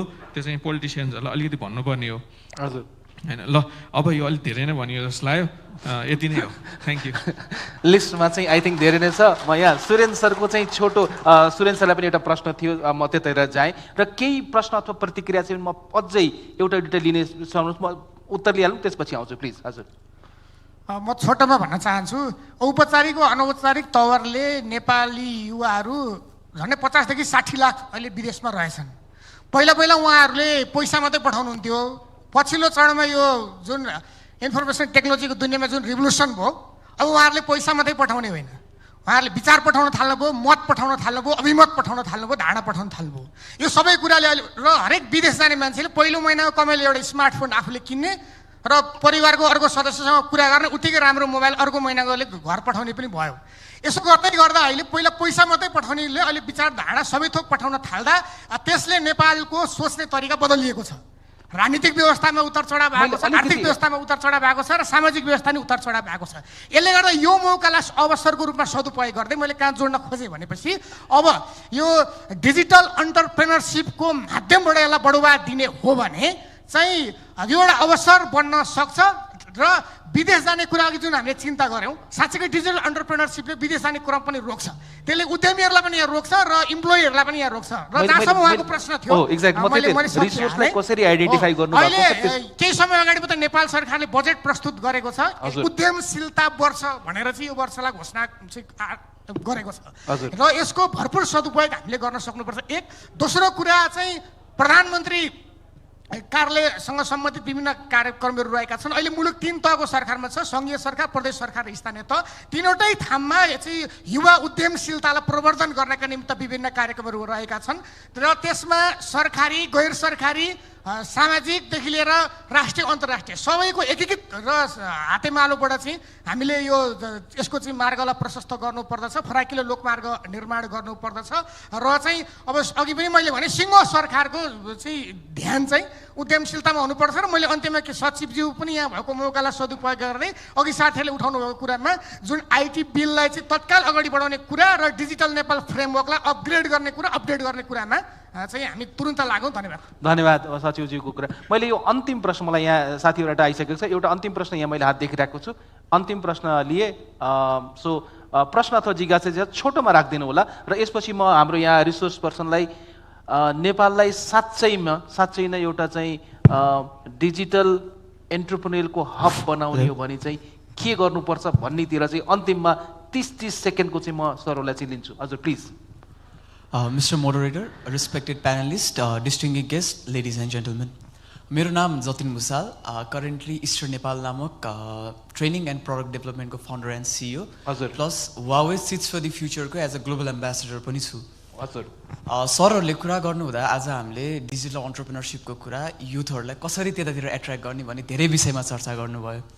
तर नेपालमा म आफूले पनि एउटा फिल गरेको ट्रेन्ड भनेको पहिलो कुरा युथहरूलाई चाहिँ अलरेडी इस्टाब्लिस्ड अलिकति कम्पनीजहरूलाई सिक्न जाँदा अथवा मेन्टरसिपको रूपमा चाहिँ अलिकति काम लगाउने उ गर्ने त त्यो अनुसारको पेमेन्ट तथा त्यो अनुसारको त्यो अगाडि बढ्ने उ पनि प्रोभाइड नगर्ने र टाइमली जस्तै फ्रिल्यान्सिङहरूमा चाहिँ टाइम पेमेन्ट्सहरू नहुने त्यो प्रब्लमले गर्दाखेरि सानसानो स्टार्टअप्सहरूको लागि even such payments are really important to grow बुटस्ट्र्यापिङबाटै हामीले स्टार्ट गरेर आउँछौँ त्यस्तो कन्डिसनमा चाहिँ हाउ सुड वी अप्रोच अथवा त्यो कन्डिसनलाई कसरी सल्भ गर्न सकिन्छ आई थिङ्क यो क्वेसन चाहिँ सुमन सरलाई बढी एप्रोप्रिएट हुन्छ होला सरले आफ्नो फाइनल एड्रेसमा यसलाई चाहिँ इन्क्लुड गरिदिनु होला भन्ने लाग्छ मैले अब अलिकति केही अरू जिज्ञासा छैन भने छैन जस्तो लाग्छ मलाई म फाइनली यतातिर आउन चाहेँ र मैले एनजेबाट नै सुरु गर्न चाहेँ र सम्बन्धी म यसरी नै आउने क्रम गर्छु र एनजेलाई मैले फाइनली मेरो जुन प्रश्न थियो नेपाललाई रिजनले देखाएको पहिलो होइन कि दोस्रो अप्सनतिर जानको लागि 2090 आजभन्दा 10 वर्ष पछाडिको समयलाई डिजिटल इनोभेसन एन्टरप्रेन्योरल हब बन्न सक्नको लागि चाहिँ हामीले के गर्नुपर्छ 1 2 अथवा 3 म त्यही हिसाबमा अगाडि बढ्नुपर्छ हजुर 30 सेकेन्डमा र्याप अप गर्न ट्राई गर्छु हजुर यो इनोभेसन भन्ने बित्तिकै एन्टरप्रेन्योरसिप भन्ने बित्तिकै यो हब बनाउने भन्ने कुरा एकजनाको चाहिँ हुँदैन है सबै बडीबाट हुनु पर्यो सर्टमा सम्झिन सजिलो हुने गरी 2-3टा पोइन्टहरू भनिदिन्छु एन्टरप्रेन्योरहरूले चाहिँ प्रडक्टहरू बनाउने बेलामा नेपालको लागि टेलर्ड सोल्युसन बनाउनु त आफ्नो ठाउँमा छँदैछ तर ग्लोबल मार्केट प्लेसमा बिक्ने खालको सामान बनाउनुतिर लाग्नु पर्यो है नेपालको लागि राइट सेयरिङ नेपालको लागि यो नेपालको लागि त्यो भनेर मात्रै चाहिँ गर्नु भएन एउटा नेपालबाट सामान प्रड्युस गर्दा है अथवा चाहिँ कुनै प्रडक्ट निकाल्दा गभर्मेन्टले चाहिँ जति हामी डब्लुआइपिओमा छौँ कि छैनौँ डब्लुआइपिओमा छौँ नेपालमै बसेर मेरो ट्रेडमार्क चाहिँ रजिस्टर गर्न पाउँछु वर्ल्ड वाइड पाउँछु कि पाउँदिनँ मैले एप्लिकेसन दिन मिल्छ मिल्दैन हजुर कि त्यसको लागि मैले युएस इन्टिटी खोल्नुपर्छ यदि त्यस्तो छ भने चाहिँ त्यो हुनु भएन है पहिला त हाम्रो नेपालमा त्यति धेरै इनोभेसन हुन्थेन होला किनकि इन्डस्ट्री भनेको टेक्सटाइल यस्तो मात्रै थियो अब चाहिँ आइटीमा के छ भन्दा एभ्री डे नयाँ इनोभेसनहरू हुन्छ प्याटेन्टहरू ट्रेडमार्कहरू रजिस्टर गर्नुपर्ने हुनसक्छ त्यसको लागि चाहिँ एउटा सजिलो वातावरण एउटा बनाइदिनु पऱ्यो तेस्रो भनेको चाहिँ एन्टरप्रेन्योर्सहरूले पनि यो 2-3 वर्ष नेपालमा केही गर्न ट्राई नगरिकन सिधै बाहिर जाने चाहिँ छोड्नु पऱ्यो कमसेकम 2-3 वर्ष बस्दिउँ स्टार्टअप ट्राई गरौँ जब गरौँ जे गर्न सकिन्छ नेपालमै गरौँ सकेन भने बाहिर जाऊँ तर सर्टिफिकेट आउने बित्तिकै आइएल्स पढ्न चाहिँ नजाऊँ त्यति नै मैले धेरै भनिनँ त्यति 3टा कुरा भने स्टुडेन्टले यहीँ काम गर्ने काम गरिरहेको मान्छेहरूले ग्लोबल प्रोडक्ट्स बनाउने र गभर्मेन्टले चाहिँ त्यो आइपी प्रोडक्सनको लागि चाहिँ केही न केही गरिदिनु पऱ्यो भन्ने मेरो त्यति हो ओके धन्यवाद स्मरणजी हेलो म चाहिँ डेडिकेटेड 4वटा पोइन्ट भन्छु। एउटा चाहिँ सबै गभर्मेन्टलाई मात्रै पनि भनेर भएन, स्टेक होल्डर्सलाई पनि भनेर भएन। एउटा चाहिँ entrepreneurship is a bit hard, it's difficult, it's pain समय अराउन्ड। सो हाम्रो युथहरू चाहिँ त्यसलाई प्रिपेयर्ड हुनुपर्छ। एन्टरप्रेनरसिप इज नट इजी भन्ने कुराको अन्डरस्ट्यान्डिङ हुनुपर्छ। यो इकोसिस्टममा entrepreneurship is difficult in many terms, so you should be very precise on it. अनि अलिकति पेसेन्स पनि हुनु जरुरी छ। यो सेकेन्ड कुरा चाहिँ हाम्रो लिमिट चाहिँ नेपाल होइन, हाम्रो लिमिट चाहिँ वर्ल्ड हो। The globe is our limit होइन। त्यो भएर चाहिँ हामीले हाम्रो प्रडक्टहरू बनाउँदा हार्डवेयर होला, सफ्टवेयर होला, हाम्रो सर्भिसहरू इमेजिन गर्दाखेरि नेपालमा मात्रै गर्छु भन्दा नेपाल बाहिरसम्म गर्छु भन्ने कुरा चाहिँ सोच ल्याउनुपर्छ। त्यसले चाहिँ अनि हाम्रो इन्डस्ट्रीलाई धेरै ठुलो बनाउन सक्छ, धेरै आउटरेज गर्न सक्छ। थर्ड इज कर्पोरेटले चाहिँ यङ पिपलहरूलाई ट्रस्ट गर्नु पर्यो। कर्पोरेट्स भन्नाले bank, VCs, established companies like CG ग्रुपहरू हुन्छ नि, हामीले सुनेको गोल्सा अर्गनाइजेसन, यस्तोले चाहिँ यङ एन्टरप्रेनर्स, यङ माइन्डसेटलाई चाहिँ ट्रस्ट गर्नु पर्यो। ओहो यस्तो पनि हुँदो रहेछ भन्ने कुरालाई, सम्भावनालाई मनन गर्नु पर्यो, बोध गर्न सक्नु पर्यो। फोर्थ भनेको चाहिँ गभर्मेन्टले प्रायोरिटाइज गरिदिनु पर्यो। यति मात्रै हो। यति 4वटा कुरा भयो भने I think the industry would be very big in the coming days. हजुर धन्यवाद। म सुमन सर कहाँ चाहिँ र अघि हाम्रो साथीले सोध्नुभएको प्रश्नलाई पनि जतिनजीले सोध्नुभएको प्रश्नलाई पनि सम्बोधन गरिदिनु होला प्लिज। हजुर हस्, थ्याङ्क यू। त्यही त यो इट्स भेरी टफ कि यो एन्टरप्रेन्योरसिप होइन, यसको डिस्कसन चाहिँ मेरो चाहिँ होल डे डिस्कस गरे पनि यसको गर्न सकिन्छ। अब 2-3टा कुराहरू इम्पोर्टेन्ट छ जस्तो लाग्छ मलाई। अब यो एन्टरप्रेन्योरसिप भर्खर स्मरणजीले भने जस्तो entrepreneurship is not a easy journey कि हामी एउटा खालको के मैले यसो यङ हाम्रो एन्टरप्रेन्योर्सहरूलाई देख्छु होइन, आजको भोलि नै they want to grow, they want to build, they think like होइन अब एकदम ठुलो इम्पायरमा बनाउँछु। It's not that. इट्स एउटा इभल्भ हुने प्रोसेस हो यो। इट्स नट तपाईँहरूले एकदम आजतिर आजको भोलि नै हुँदैन, इट्स नट पोसिबल। त्यसमा त्यो तपाईँको इफोर्टमा त्यो कन्सिस्टेन्सी र पर्सिस्टेन्सी चाहिँ एकदम जरुरी हुन्छ। त्यो चिज चाहिँ एकदम हुनुपर्छ जस्तो लाग्छ मलाई यङ अहिलेको जुन एन्टरप्रेन्योरहरू आउनु भएको छ होइन। You have to focus, you have to work really hard. यो बाहिर हुन्छ नि हामी आफ्नो पर्सनल एक्सपोजर भन्दा पनि पहिला आफूले बिल्ड गरौँ, त्यसैमा लागौँ, बनाऊ, then you start exposing yourself. अलिकति त्यतातिर चाहिँ हामी सोच्नुपर्छ जस्तो लाग्छ मलाई होइन। अघि उहाँले भन्नुभएको कुरामा मेरो लास्ट 2-3 इयर्सको जुन बेलादेखि हाम्रो ग्रुपले चाहिँ अलिकति यो आइटीको चाहिँ सेक्टर्समा इन्भेस्टमेन्ट गर्ने, यङ एन्टरप्रेन्योरहरूलाई चाहिँ सपोर्ट गर्ने, इनेबल गर्ने भएर हामीले धेरै कम्पनीमा अहिले इन्भेस्ट पनि गरेको छौँ। धेरै चाहिँ स्टार्टअपहरू नै हुनुहुन्छ। यसमा मैले एउटा के देखेँ भने अब यो मेन्टरसिप जुन उहाँले भन्नुभयो भने मेन्टरसिप इज भेरी इम्पोर्टेन्ट कि उहाँहरूलाई त्यो उहाँहरू आफ्नो यसरी त्यो प्यासनेटली आफ्नो काममा लाग्नु भएको हुन्छ, तर उहाँहरूले त्यसको लागि चाहिँ त्यो पेरिफेरल चिजहरू जुन चाहिँ सराउन्डिङका चिजहरू चाहिँ ओभरलुक हुने हुँदो रहेछ। त्यो म्यानेजरियल कुरा होला, फाइनेन्सियल कुरा होला, रेगुलेसन्स होला होइन, मार्केटिङको कुराहरू होला, यो चिजमा चाहिँ उहाँहरूलाई एकदम मेन्टरसिप चाहिँ एकदम जरुरी हुँदो रहेछ। र अरू कुरा चाहिँ त्यो एउटा बिजनेस अर्गनाइजेसन कसरी चलाउने, बिजनेस अपरेसन्सहरू कसरी रन गर्ने भन्ने कुरा नि इम्पोर्टेन्ट हुन्छ। त्यसको लागि चाहिँ प्राइभेट सेक्टर्सले चाहिँ यसमा अगाडि आउन सक्छ। हामी गरिरहेछौँ भने अरू पनि मेरो विचारमा प्राइभेट सेक्टर्स कर्पोरेटहरूले यसमा लागिरहनु भएको छ, सानो स्केलमा होला, कसैले ठुलोमा गर्नुभयो होला। त्यसको लागि चाहिँ एउटा के हुनसक्छ भने जस्तै हामीले जस्तो इन्क्युबेसन सेन्टर्सहरू, हामीले इनोभेसन ल्याब्सहरू हामीले सेटअप गर्ने, यसमा प्राइभेट पब्लिक पार्टनरसिप पिपिपी मोडलमा चाहिँ यस्तो खालको सेटअपहरू अगाडि लिएर जाने। यसमा प्राइभेट सेक्टर चाहिँ कर्पोरेटहरू यसमा लाग्यो भने चाहिँ के गरेर यसलाई सब्सिडाइज गर्न सकिन्छ, ट्याक्सको हिसाबले होस् के गरेर यसमा सब्सिडाइज गर्ने खालको पोलिसीहरू आयो भने चाहिँ I think private sector specially corporate sector चाहिँ यसमा अगाडि जानलाई रेडी छ। र म आफै पनि एउटा पिइबिसीमा इन्भल्भ छु। म इन्भल्भ भएको पिइबिसी पनि वी आर एक्सप्लोरिङ। हामीले धेरै चाहिँ अहिले एक्सेलरेसन प्रोग्राम भर्खर हामीले पूर्वमा एउटा गरेका थियौँ, पहिला पनि हामीले काठमाडौँमा एउटा गरिरहेछौँ होइन। भनेर त हामी धेरै यो यङ एन्टरप्रेन्योर्सहरूलाई चाहिँ प्रमोट गर्ने भएर हामी त्यसमा लागिरहेको छौँ and we are ready for that. हामी एज अ पिइबिसी त्यसमा रेडी छौँ। यु क्यान कन्ट्याक्ट मी, तपाईँ त्यस्तो छ भने म आई क्यान हेल्प। र अर्को कुरा चाहिँ 2टा कुरा म भन्छु। एउटा चाहिँ आइटीमा स्पेसली डोमेस्टिक र इन्टरनेसनलमा फेरि छुट्याउँछु मैले। इन्टरनेसनल बिजनेस जो outsourcing business that's a lucrative business, त्यसमा राम्रो गरिरहनु भएको छ, रिसोर्सको कन्स्टेन्ट छ, अलिकति त्यो फन्ड्सहरू ल्याउने कुरा त्यो कुराहरूमा अलिकति अप्ठ्यारोहरू होला, रिसोर्सको क्यापेबिलिटी बढाउने कुरा होला, त्यसमा सो इट्स ओके, त्यसमा हामीले अलिकति काम गर्नुपर्छ। स्पेसली डोमेस्टिक जहाँ चाहिँ एउटा यहाँ नेपालमा आइटीको चाहिँ प्रडक्ट बनाउँछु भनेर जुन लागिरहनु भएकोहरूलाई चाहिँ उहाँहरूलाई के भने it's not focus on product only, त्यो प्रडक्टमा त्यो इन्फ्रास्ट्रक्चरमा चाहिँ बिजनेस कसरी बिल्ड गर्ने भन्ने कुरामा हामीले सोच्नुपर्छ लाग्छ। त्यसमा अलिकति फोकस गरौँ। र हामीले पनि जो इनेबलर्सहरू हुन्छ हामी गभर्मेन्ट प्राइभेट सेक्टर्स उहाँहरूलाई त्यसलाई फेसिलिटेट गरौँ। यस्तो नहोस् कि आजको दिनमा मलाई I am very sad to say that आजको दिनमा नेपालमा राइट सेयरिङमा इनोभेसन ल्याएको चाहिँ टुटल चाहिँ भनौँ न एउटा आज चाहिँ त्यो स्टेजमा पुगिरहेछ।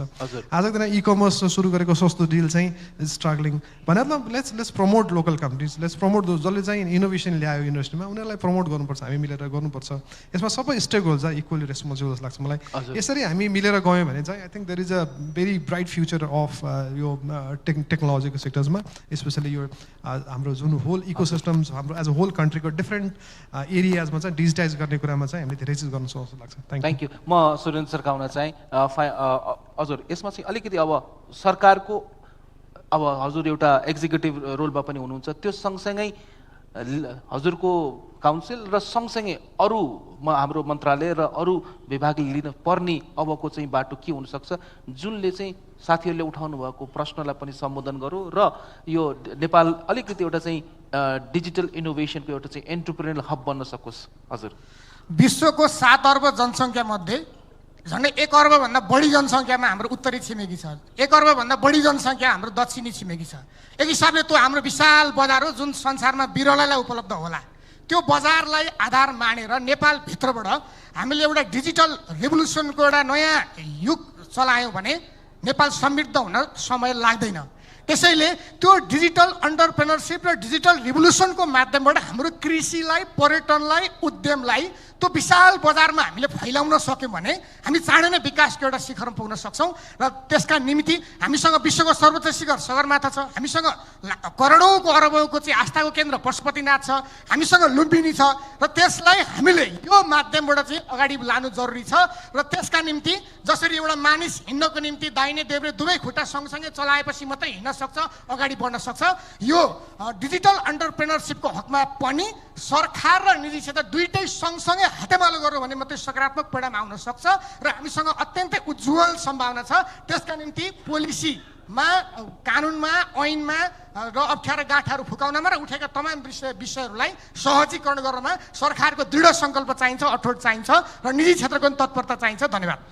धन्यवाद। मैले अलि आजको यो संवादलाई रिचनजीको प्रेजेन्टेसनबाट हामीले सुरु गर्दाखेरि हामीले के कुरा चाहिँ बुझ्नुपर्ने आवश्यकता छ भन्दाखेरि आइटी आफैमा एउटा इन्डस्ट्री बन्न सकेको अवस्था छ अथवा त्यसलाई इन्डस्ट्री मानिएको छ कि छैन भन्ने कुरा ठुलो रूपमा आजको प्रश्न उठेको छ। त्यसलाई कसरी संस्थागत गर्न सकिन्छ, त्यसलाई चाहिने एउटा इकोसिस्टम कसरी बिल्डअप गर्न सकिन्छ, कसरी बनाउन सकिन्छ भन्ने कुरा चाहिँ र हामीले जुन अलिकति रिचनजीले अघि एकदमै खड्का रूपमा दिनुभएको चाहिँ हामीसँग हामी बिजनेस एज युजुअल गरिरहेको छौँ अथवा एन्टरप्रेन्योरियल क्यापेबिलिटीमा गइरहेको छौँ अथवा डिजिटली इनोभेट गर्न खोजिरहेको छौँ, त्यो फरक छ। त्यसमा त्यसलाई हामीले भिन्नताको रूपमा लिनुपर्छ होला। र जुन अलिकति हामीले चाहिँ यहाँ केही समस्याहरू, समय जुन हिसाबले हाम्रो खर्च भइरहेको छ, स्रोत साधन जुन हिसाबले उपलब्धता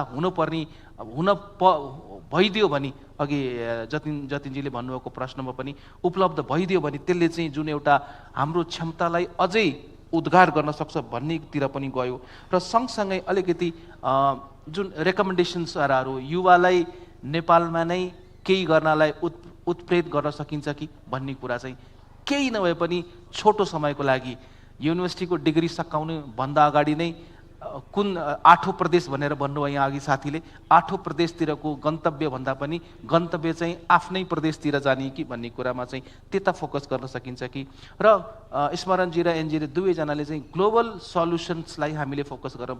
हामीलाई खुसी लाग्छ हाम्रो नेपालबाट फोन पेदेखि एनसिएचएलदेखि चाहिँ नेपाल बाहिरको संस्थाहरूसँग पनि राम्रोसित काम गरिराख्नु भएको छ। भोलि यस्ता युनिकर्न्सहरू 10औं 20औं आओस्, हाम्रो शुभकामना छ। र त्यसले चाहिँ त्यसमा चाहिँ सरकारको एकदमै सकारात्मक भूमिका हामीलाई चाहिँ चाहिन्छ, त्यो हामीले गर्न सकौँ। र अलिकति जुन कुरामा अघि स्मरणजीले भन्नुभयो एन्टरप्रेन्योरशिप भनेको एकदमै पेनफुल एक्सपिरियन्स पनि हो र हामीलाई सुमन सरले भनेको कन्सिस्टेन्सी र पर्सिस्टेन्स यो दुवै कुरा चाहिँ आवश्यक छ। इनोभेसन ओभरनाइट हुँदैन र अलिकति हामीले आइटीमा हेरेको चाहिँ एउटा आउटवर्ड लुकिङ आउटसोर्सिङ इन्टरप्राइज छ भने एउटा चाहिँ इनवर्ड लुकिङ इनोभेसन छ, जुन कुरामा चाहिँ हामीले दुईटामै काम गर्न पर्ने आवश्यकता छ। यो डिजिटल नेपाल कन्क्लेभले हामी के मेसेज दिन सकौँ भन्दाखेरि डिजिटल इनोभेसन र डिजिटल एन्टरप्राइज र एन्टरप्रेन्योरियल क्यापेबिलिटी नेपालको अबको, अघि रिचनजीले भन्नुभयो हामी एक्सपोर्टमा एग्रिकल्चर पछि $800 मिलियन को उहाँले भन्नुभयो, $550 मिलियन अहिले नेपालमा आईटी इन्डस्ट्रीबाट एक्सपोर्ट भइरहेको छ अथवा रेभेन्यू जेनेरेट भइरहेको छ। यो 10औं-20औं गुणा बन्न सक्ने क्षमता छ। एउटा आईआईडीएस को रिसेन्ट एउटा स्टडीमा चाहिँ झन्डै 60-65 हजारको रेन्जमा चाहिँ अहिले नेपालमै बसेर बाहिरबाट रेमिट गरिरहेको अवस्था छ भने मैले एक्सपोर्ट भन्छु, रेमिट भन्न चाहिन्न, यसलाई अलिक अन्यथा नलिनु होला। र त्यसमध्ये झन्डै 14,000 जना चाहिँ फ्रीलान्स डेभलपरको रूपमा, यो रिचनजीको डेटा हो, नेपालमै बसेर नेपाललाई नै सर्भिस एक्सपोर्ट गरेर डलर रेमिट गरिराख्नु भएको छ। त्यो जनशक्ति 10औं गुणाले बढोस् भन्ने कुरा चाहिँ यहाँबाट सम्भव छ। म आजको यो सेसनलाई सबै प्यानलिस्टलाई धन्यवाद दिँदै र अबको सेसनलाई चाहिँ हामी आजको होस्टलाई म अगाडि बढाउन रिक्वेस्ट गर्छु। धन्यवाद। Thank you so much, Moderator Mr. Hempal Shrestha. On behalf of the organizing committee, we would like to give away the token of appreciation to our panelists and our moderator. I request President of ICT Foundation, Mr. Razan Lamsal, to please be on stage along with former Minister, Patron of Digital Nepal Conclave, Mr. Ganesh Shahad, to kindly be on stage to give away the token of appreciation. I would also like to invite the President of NAS IT, Mr. Richan Shrestha, to be on stage to receive the token of appreciation. Ladies and gentlemen, let's give a big round of applause to our panelist, our presenter, for successfully completing a very refreshing session, the first one of the day.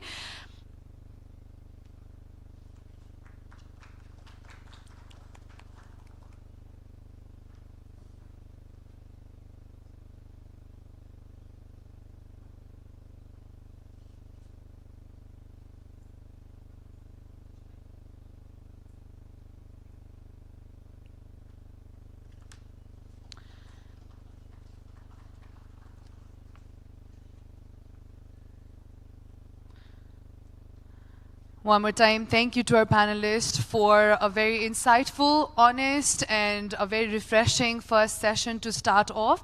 Kickstart the Huawei MNC, ladies and gentlemen. Here we are at Digital Nepal Conclave 2023, powered by Yarsha Tech, connected by Nepal Telecom, Rashtrako Sansar, fostering digitally Saksham Pradesh, which is also endorsed by Ministry of Communication IT, Department of IT, E-Governance Commission, Government of Nepal, NTA, FNCCI, NRB, CAN Federation, organized by ICT Foundation.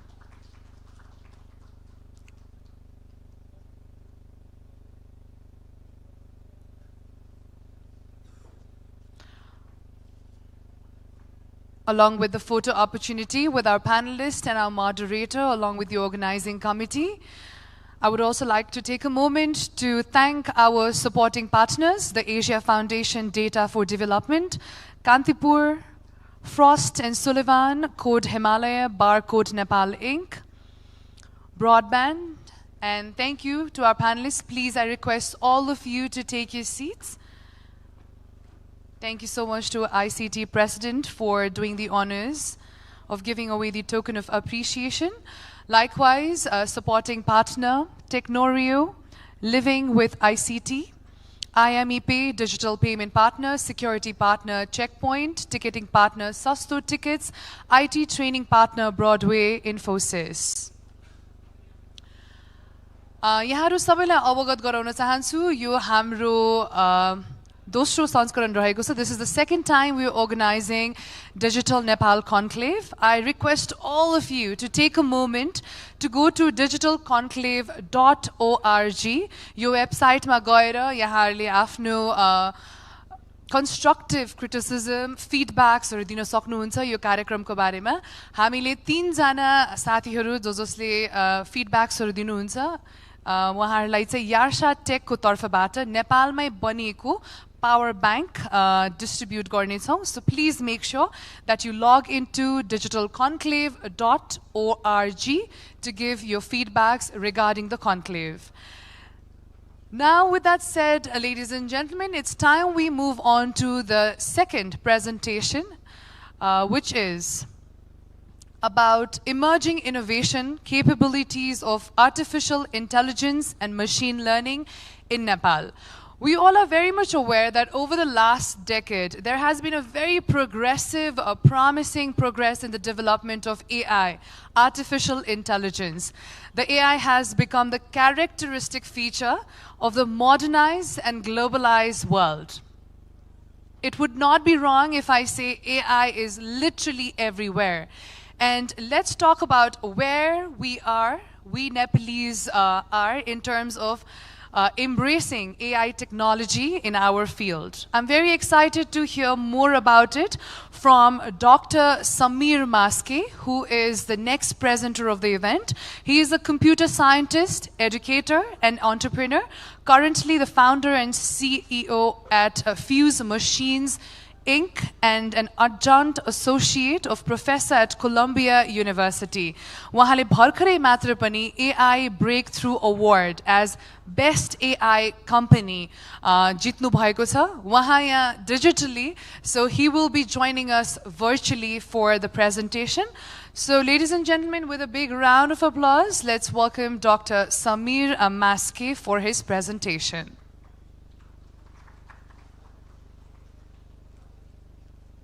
Good morning, everyone. Thank you for being here. It's early morning there, but I'm here digitally from New York. So it's early morning here. And I'll be talking about emerging innovation capacities for AI in ML in Nepal. So thank you for all being here. So let me start by talking about the current adoption in AI. So सबैले सुनि नै हालेको छ, especially with ChatGPT that's coming out in the end of last year, that AI is all the rage. Like everybody's talking about AI, everybody's talking about ChatGPT, everybody's talking about how amazing the systems have become. For a researcher like me who's been working on AI systems for last 20-something years and been trying to build AI systems for many years, including building Nepali speech translation systems, speech recognition systems. This is one of the most exciting times we have been in this AI journey and the development of AI. It is really, really changing many, many industries, and AI is really transforming businesses where businesses are really seeing value and ROI. So more and more businesses are adopting AI. At Teva, you could see that some of the reports out there, right, like IDC report or a Fortune report, on projections on how AI is going to be implemented and the kind of economic impact it will have. $3.4 trillion. That is one of the what's report says that will be the spent around AI by 2026. $1.4 trillion in AI, right? And just the growth from 2022 to 2029, a lot, trillions and trillions of dollars, and already. By 6-7 quarters, by 2025, people are saying it will get closer to $1 trillion with more than $700 billion spent. A lot of money is being spent by a lot of countries, a lot of companies to implement AI and adopt AI to really transform the companies and bring that automation within the companies to bring efficiency. So यस्तो अवस्था छ where everybody is using it, but in Nepalमा चाहिँ कस्तो छ, right? Nepalमा, how is AI adoption coming along? What have we been doing in AI?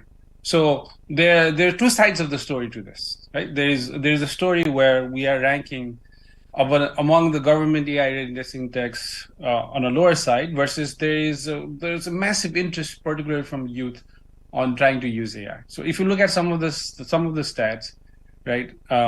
Only 30% of industries management's efficiency ko hisabma ready cha. Only 20% of the overall companies is ready. So these are all reports, right? These are all reports from different sources. So we have to take it with a grain of salt. Kasale 21 la, kasale 25 la, kasale 15. But 1/5 of the companies are sort of ready or getting ready to be able to use AI. But so that's not a great number, right? Our 1/5 matre, 20% matre. Hopefully we can make it 50, make it 75, so forth. But there's a brighter side to the story as well, where if you look at the youth of the the country, all the engineers, all the computer scientists, all the programmers, and people who are not actually in the tech, but is actually starting to use some of the AI tech like ChatGPT. You can see that in the latest Google Trends, जब ChatGPT launched भयो, China was coming out second on the largest contributor on using the uses of ChatGPT. And just the graph of interest from Nepal was amazing. And besides that, 2 years ago, Coursera came up with a report on what are the emerging countries for AI. Nepal did list in one of the top 10 countries for AI and data science skills, which is amazing. So the overall trend in the world is it's massive uses. Nepal is a little behind, but there's a brighter side with the uses and with the excitement people have in Nepal. But the main topic today is how we can use AI in Nepal, particularly AI machine learning, and bring adoption here and bring changes here. So before going a little deeper on that, I wanted to spend a little bit of time about talking what AI is, right? के होता है AI? भनेर भन्दाखेरि, you've already been using AI probably in many forms. Many of you already have phone. You probably use Google Maps. You probably use different features in your phone that already has a lot of AI, like asking questions to the AI systems. Some of you have probably seen videos of Boston Robotics' robot system.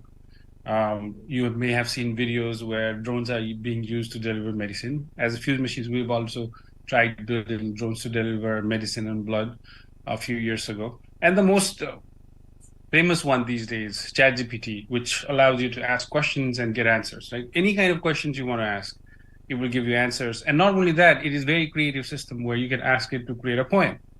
The other day, I asked to create a poem of our student group from high school days called Hara Party and created this beautiful poem, right?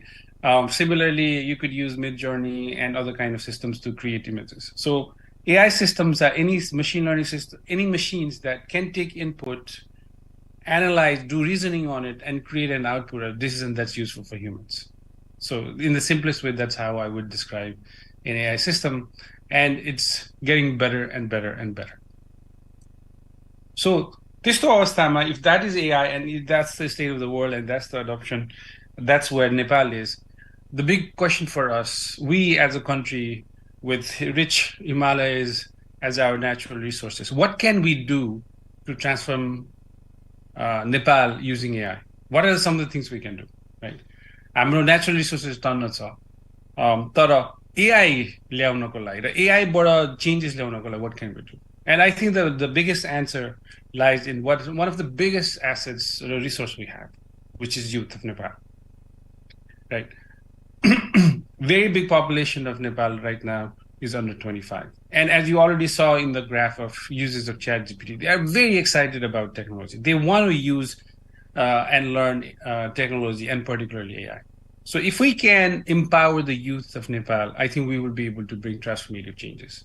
And one of the main ways to bring about such empowerment for the youth, for Nepal, is through education, right? As Nelson Mandela has famously been quoted for saying, education is the most powerful weapon in the world. How can we mix education with youth such that it have this transformative power? And in order to do that, there are many things we can do, right?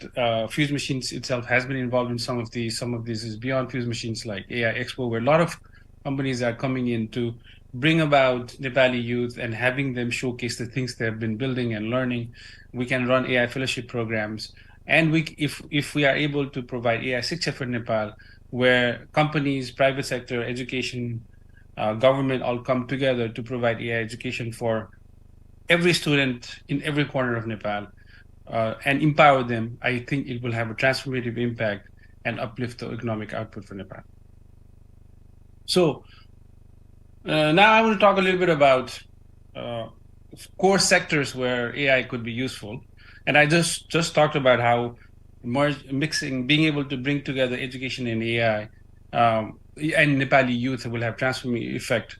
But if we were to dig a little bit deeper on actually thinking about how to use AI in education itself, these are some of the ways we could probably use AI in education itself, right? So one of the big ones is how can we use dialogue systems for education? So the class, one of the biggest problem is how do we bring that almost one-on-one level teacher-student relationship and guidance, which is hard because usually classes have 30, 40 students and there's only one teacher. You may have heard of news just from yesterday that Harvard University's computer science class is rolling out this AI assistant tutor system, similar to ChatGPT, but more modified for providing not answers, but providing guidance on how to learn, right? So can we create these AI tutoring systems that will allow anybody is sitting in a classroom, in a remote place in one of the villages in Nepal, who may not have access to some of the teachers who can probably teach some of these topics that they want to learn, and if they can't, can they use AI tutors to learn? Yeah, to learn not just AI, but any other different kinds of topics, right? So AI has a big potential on education in Nepal, be it AI tutors or be it virtual and augmented reality, where they are able to experience more in-depth experience, more in-depth knowledge by being able to almost feel what they are learning through these virtual reality classes or augmented reality classes. So huge opportunity of AI in education. Similarly, I think I'd heard one of the panelists also talk about how agriculture and technology can be mixed to bring a further output. AI also has a lot of potential here too. Some of you may have seen some of these pictures before or may have read in the news. Implement even beyond outside of Nepal, it is still work in progress. One of the main things that is being done across some of the experimentation around using robot for harvesting is happening. You have robotic arms trying to extract tomatoes or strawberries and so forth. This probably not as applicable for a country like Nepal, where the cost ratio of labor versus robots doesn't really work, because at least right now these robots are extremely expensive. But these are experimentation being done, and if it's successful, it will, in scale, reduce the cost of labor of harvesting fruits or vegetables and so forth. But one thing that should be useful, already Naipani, probably are tractors and drones, which particularly drones these days do not cost a lot. If you can fit a camera on it and you can put computer vision system on it and have the drone be able to look at larger areas of farming and be able to say, यहाँ चाहिँ pesticides आएको छ, यहाँ चाहिँ अलिक बिग्रिन थालेको छ, and so forth, so that the farmer who is producing food, potatoes and whatnot, is able to optimize and be able to produce more from the same amount of land, right? And weather forecasting and so forth could be also used, which some actually farmers in the neighboring countries are already using it to better figure out the watering levels and so forth. So Nepal, which used to be known as agriculture as one of the main resources for the economy, has potential of being transformed using a lot of AI systems. Then healthcare. So robotic surgeries is becoming more and more popular, right? AI systems with cameras fit, with being able to do very precision surgery without making large incisions is becoming popular because it allows the patients to recover quickly. Nepalमा आइसकेको छैन, but on a longer run, I think these have potential, especially to be able to get skill sets to be able to do remote surgeries as well. If we are in need of surgeries that requires skill sets for some of the doctors who may not be in Nepal. So robotic surgeries are becoming popular. The Nepal probably is not as relevant yet because of the cost structure tied to some of these robotic surgeries. But virtual healthcare assistants can be deployed even tomorrow, right? अहिले नेपालको गाउँ घरमा कतिजनालाई diarrhea होला, simple खालको problems आउँदाखेरि there's no access to the doctors. But can they talk to a virtual healthcare assistant फोनमा And it could be, it doesn't even have to be typed. Can they do speech-to-speech healthcare assistance system so that they are able to ask questions and say, what's the right recommendations? And be able to get the right dose of medicine and so forth. त्यस्तै गरिकन the accuracy of medical image analysis has gotten really, really good. And this is also, again, applicable for Nepal very much because there may not be enough radiologists all around in the different parts of Nepal. But can they use automated AI system, maybe this even on the phone where they can upload the picture and be able to get an analysis of the X-ray. So that's in healthcare. So at least the three that I talked about is the ones that I think are super important and is ready for disruption with AI: education, agriculture, healthcare, particularly in the case of Nepal. And the last one is finance. I think one big piece is conversational chatbots that are already being used. One of the big ones, which I haven't put a picture here, is automatic credit scoring systems, right? It's got the there's a way to score credit so that people are able to get small loans without having to put collaterals, and being able to provide automatic credit scoring systems such that anybody can take small loans to start a business or for education and so forth without having to if they can get small loans, the economic impact of that could be quite transformative as well.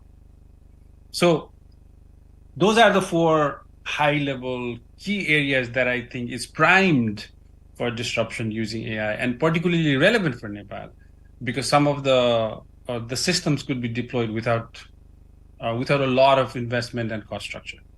So how can we do this, right? How can we implement some of this? And if we were to think about this, obviously there's a lot of challenges. In Nepal, 20% of the companies are listed as sort of getting tech ready and so forth.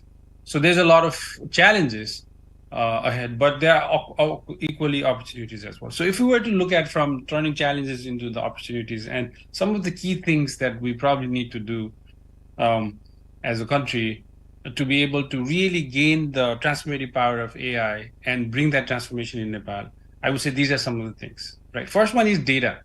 Nepalma, we need better infrastructure related to data management framework, data governance raw policies र पनि पुगेको छैन, right? As the data becomes more and more important, and as people say data is the new oil, how do we store data? How do we provide access to the data? Who has access to data? What are the kind of data the companies can use to build these AI models? And policies around are super important, because biases creep in from AI models based on how the data was collected and so forth. So this all requires regulations around as well, and policies around what kind of model to be built, how to access and so forth, right? If we are able to do this and then also create awareness around the data is important and you need to start collecting the data and how the impact of AI could be, this would produce frameworks that would allow public, private, and education sector to collaborate better, saying, oh, this is the kind of data we need to make sure we need to start storing. We may not be building AI systems right now, but we should at least start thinking about how to set up these data structures and start storing these data systems, and having policies around how to store and how to regulate and how to access. If we're able to do that and then start spending on overall technology infrastructure, and we are able to train and retain talent and upskill many of them, then we'll have a combination of data and talent, the youth of Nepal being able to come together, who knows how to build some of these AI systems, but will have the access to the right set of tools and resources to build a lot of AI systems, which basically means we need to invest more in AI research and development. So a lot of opportunities, but a lot of challenges ahead as well from technology perspective, particularly from infrastructure and infrastructure investments, which we need to do to turn the challenges into opportunities. So lamo's a list. Tara, if I were to recommend and ask everybody in Nepal, private sector, government, education institutions, NGOs, INGOs, as the key ask that will allow the AI transformation to come to Nepal, I would say it's these two. Can we provide a computing device for every kid in every corner of Nepal and make sure that actually computer or computer device is connected to the internet? मेरो विचारमा, if we are able to provide this a connected device, internet connected device to every child, a lot of magical things will start happening. Early turunte, they might not produce an impact in the first year or second year, but the number of devices, number of children who will have access to the potential opportunities that gets created by having a connected device is immense, right? We'll start to be able to do digital education.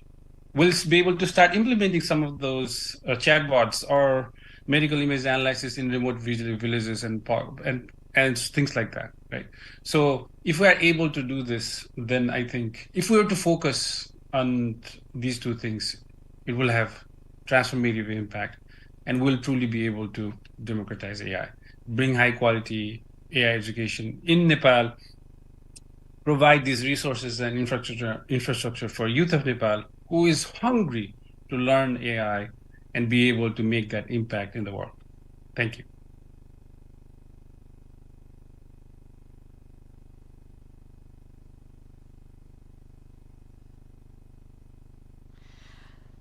Thank you so much, Mr. Samir Maske, CEO of Fuse Machines, all the way from USA. I absolutely enjoyed his presentation, his perspective on how to make most of AI technology, and also the perspective of how we can make the most out of it here in Nepal. Thank you for your time, Samirji. I feel like it's nighttime out there. We really appreciate your presence and your insight on this topic. Moving forward, ladies and gentlemen, it's time for another presentation, and the topic is Lighting Up the Digital Future, Co-Create for New Value. And for that, I would like to invite Chief Executive Officer of Huawei APAC, Mr. Seng Shou, on stage, please. A big round of applause, and let's welcome him.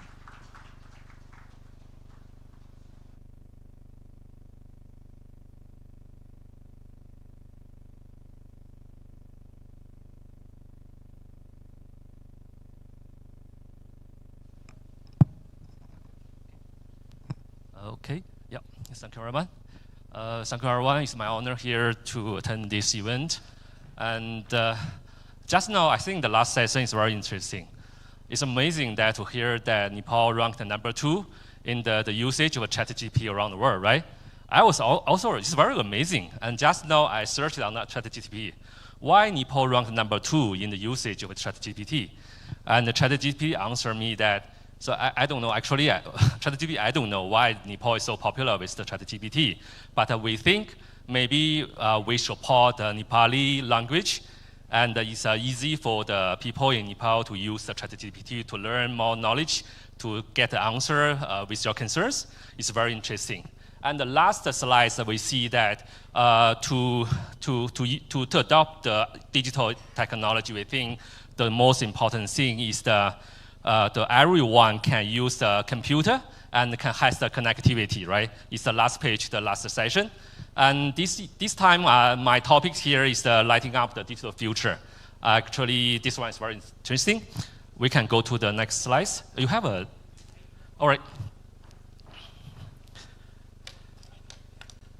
Okay. It doesn't. Okay, so the first page is very general one. So everyone know what's the digital economy. Actually, it's an economy. Economy is for the GDP, for the people's well-being, for the, how to say, the economy, incomes, if everyone can get money from this one.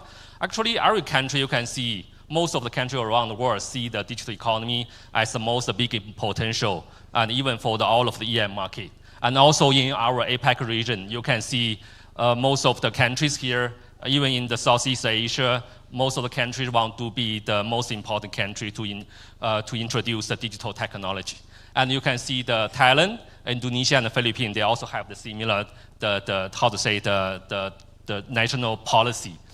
And it's a very interesting thing that, so in China, I'm from China now, and you know in China we have some saying. The saying is that if you want to be rich, you just build a road. It's a very simple logic, right?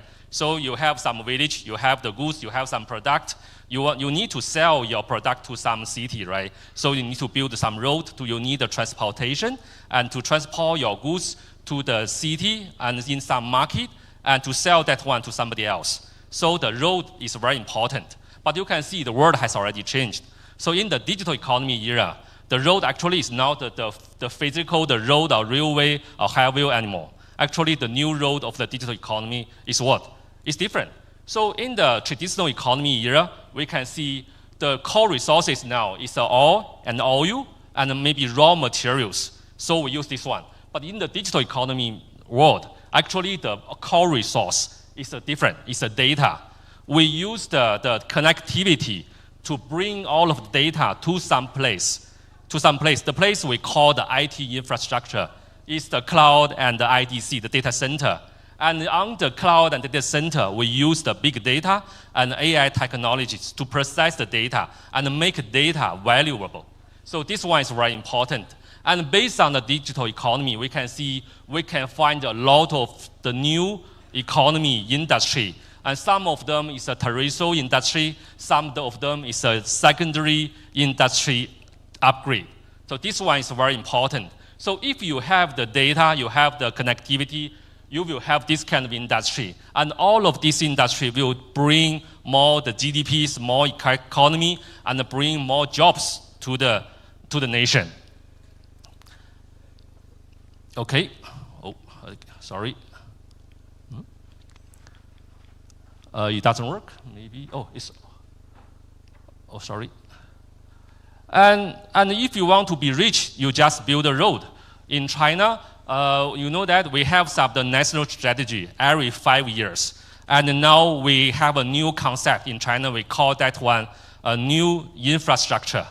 The new infrastructure, we talk about the road. Actually, we have 3 kinds of road. We split the world into the 3 kinds of the world. One word is the atom word. It means the road is a transportation. You can use the urban, the rail, the high-speed train, the railway, high-speed express highway. And another word is water energy. This one is also important because no matter it's a digital economy or it's a traditional economy, you need energy, right? Even in Nepal, we have the power, we have the water power, but we need to buy the power during the winter, right? So it's also very important. You need a UHV, you need a green power such as solar power. And another transportation network we call is a beta world. In the beta world, the network is the connectivity, the 5G, 4G, fiber, and also we need a data center AI. This one we see the new infra in China. And now it's a very interesting thing. In the last 10 years, in China we call it's the era of the digital economy. It's booming. And you can see during the digital economy in China, we can see all of the infrastructure in China doubled. You can see here, the 5G base station, 4G base station, the fiber lines, the international, the export boundaries, the data center, and even the cloud computing, the mobile payment, the quantity doubled. Everything doubled together with the digital economy booming. And now we can see actually in China in the last 7 or 8 years, the digital economy, the size and the GDP ratio increased a lot. It also doubled, right? So you build the infrastructure, you build a new infrastructure if you bring more GDP growth, for sure. And now it's very interesting because Huawei, we are the ICT solution provider. So we are wondering, is there any relationship with the ICT infra and also the terrestrial and the second industry, the industry? So we see here, we take some the operator in China as example. This one you can see is the top 1 operator in China. Their revenue increase, you can see almost doubled in the last 10 years. And during the operator in China, they invest in the network, invest in the data center. You can see a lot of the digital economy, the industry, the companies come out. So China starts the mobile payment in the 2015, and then we have the food delivery in the 2016, and then smart parking, smart restaurant, and smart everything in the last 7 or 8 years. And now China is in the industrial, the fourth revolution period, and we can see a lot of the new industry. They want to grab the opportunity to upgrade their industry and using the ICT technology. So in this case, you can see the ICT infra has some relationship with the real industry, the terrestrial and also the secondary industry. And also, actually, in our Nepal, we see a lot of the positive news. Actually, we have a very good framework. Even in the, I think I found this one in the last, I think this one, I saw this one is 2019. Actually, we have the framework. We know what we need to do and what we can use the digital technology to upgrade our economy. Actually, we can see also we have the funds from the World Bank and from the global investors. This one is good also. But we need to see these kinds of the program, the investment, and to do the right thing. Actually, is the infrastructure, and to make every digital economy entity can has a road, and to bring the data to some the data center to process the data with the AI technology. And also we see for the digital economy, we see we need the talent for sure. So we need more and more people to learn more about the digital related things. And Huawei, we want to contribute our power and our knowledge to the local people to get more technology. And we said the program is a seeds for the future. And the last one we can see here, for Nepal, we can do some comparison between Nepal and the world average, the benchmarks. And for the 4G coverage, mobile experience, 4G penetration, home connection, affordable device prices, and the digital talent quantity, here you can see we have a big gap between the world average. It's not a benchmark, actually. It's only the average. So actually, I think we can have a big potential to upgrade our infrastructure and build a good road for the digital nation. And maybe we can see people are wondering what's the digital economy really look like. I'm based in Bangkok. Our regional office is in Bangkok. I talked with some the Grab driver. You know the Grab driver, the very popular app in Asia Pacific region is a Grab. Grab can do the taxi, can do the food delivery. I talked with some Grab driver for the food delivery. The driver in Thailand, they can take 8 bills, the food delivery requirements every day. And for one delivery, they can get $3 payment. So 8 times and $3, it means that $24 a day salary. And the overall salary of the Grab driver in Thailand is double their average salary. So it's very good. So you know that? So every restaurant can have 5 Grab driver to do the food delivery. And the driver can bring 30% more revenue for the outcall of the food. So you know that? So it's a very simple logic. So this one, I think all of this one require these kinds of the infrastructure. They need the SIM card, they need the network, and they need the broadband, they need the fiber. Okay, and the last one is that I think for Huawei, we are the IT solution provider. We want to contribute 5 more, some of the campaigns to support the digital Nepal. And the first one we see the MAO is a MAO set. Actually, set means you have the connectivity. And then MAO spectrum, we call for good incentives and maybe subsidies from the regulators in Nepal to give more spectrum and to the operators. It means the spectrum means the road, the width of the road. And then more affordability, more affordable devices. This one means a lot. So we need the devices to bring the internet to everyone in Nepal. And then more the scenario-based solutions. So maybe the country needs the digital restaurant, digital tourism, the digital maybe agriculture, and every industry, actually we can use the ICT technology to upgrade their solution. And the last one is about digital talents. And if we can bring more, these 5 more to the Nepal, and we can see in the next 10, 20, maybe the 5 years, we can see if we can bring more digital economy, the scale, some money, and the GDP growth to the Nepal's industry. And I think it's actually this one is our Huawei's vision. Actually, this one fit for the Huawei Nepal. We want to bring the digital to every person, every home, and every organization for the fully connected, intelligent Nepal. And we want to be the social value contributor, the ICT infrastructure partner, and also the digital transformation enabler. And together with the whole, the industry partners here. Okay, here's this presentation. Thank you, everyone. Yeah.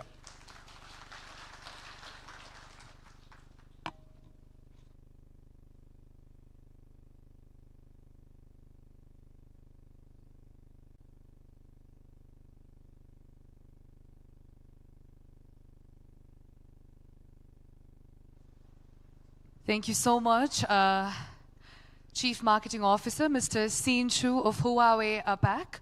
Now we will be giving away the token of appreciation to our presenters. For Mr. Samir Maske, I would like to request the representative who is present here to receive the token of appreciation to kindly be up on stage to receive the token of appreciation on behalf of Mr. Samir Maske. And to give away, I would like to invite Mr. Ganesh Saha, sir, who is a former minister, patron of Digital Nepal Conclave.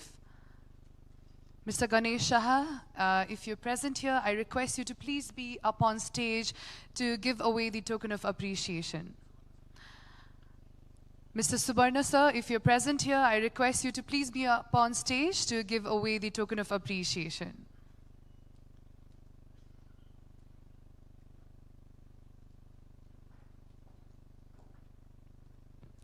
Thank you to our both speakers, the presenters for session 6, Building Foundational Tech Stack and Digital Capabilities in Nepal.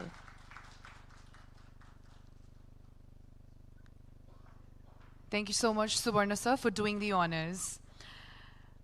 Now, ladies and gentlemen, it's time for session 7 for day 2.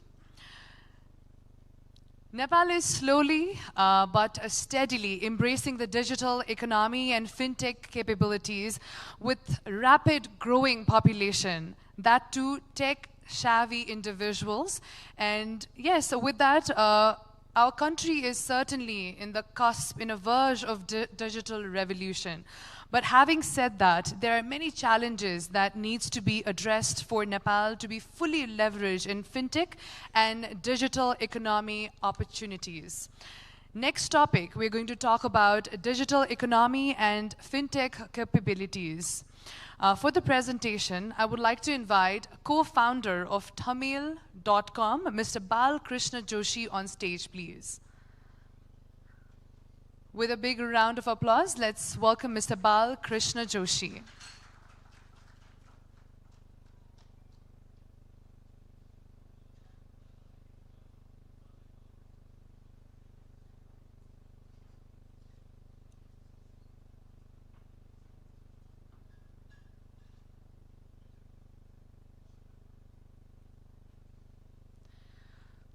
All right, he's already here. I request Mr. Bal Krishna Joshi to please be up on stage for the presentation.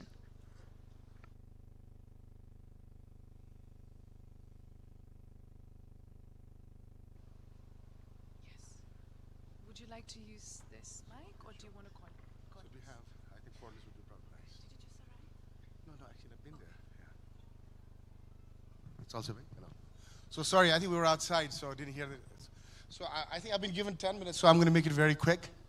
So how many of you have heard about this book, World is Flat? Please raise your hands. All right. It's a good number, right?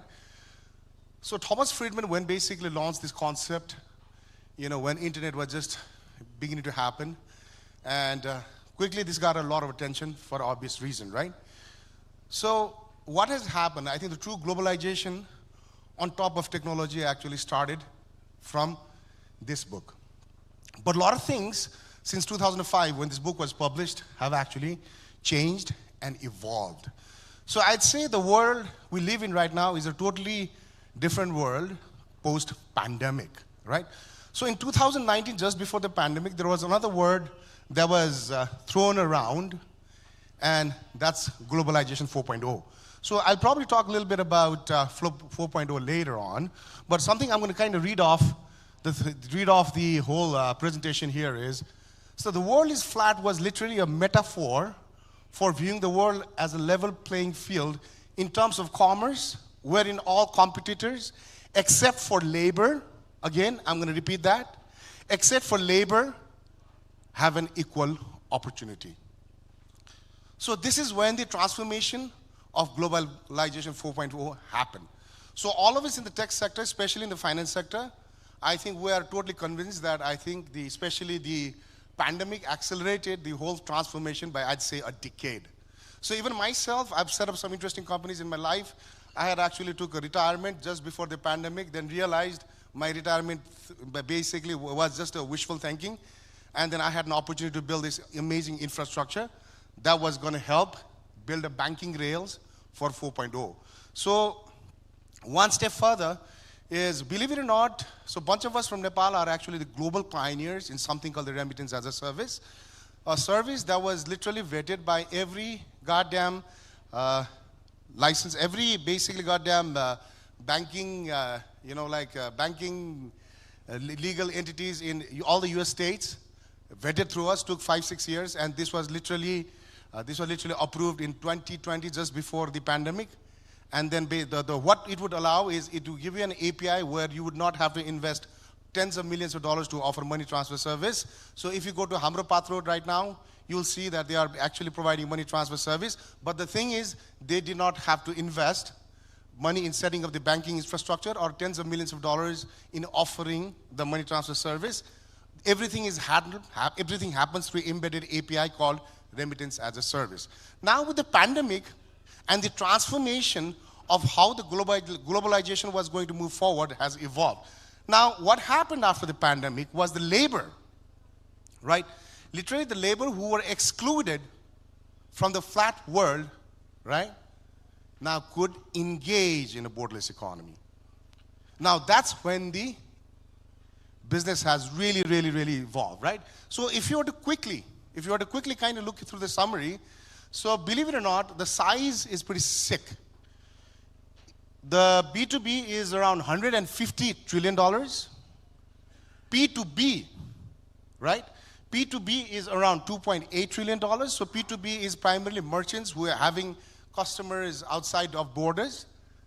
3, business to consumer, which is a subject that I'm very passionate about, $1.6 trillion. So these are actually the laborers who are excluded, now are part of the mainstream global economy.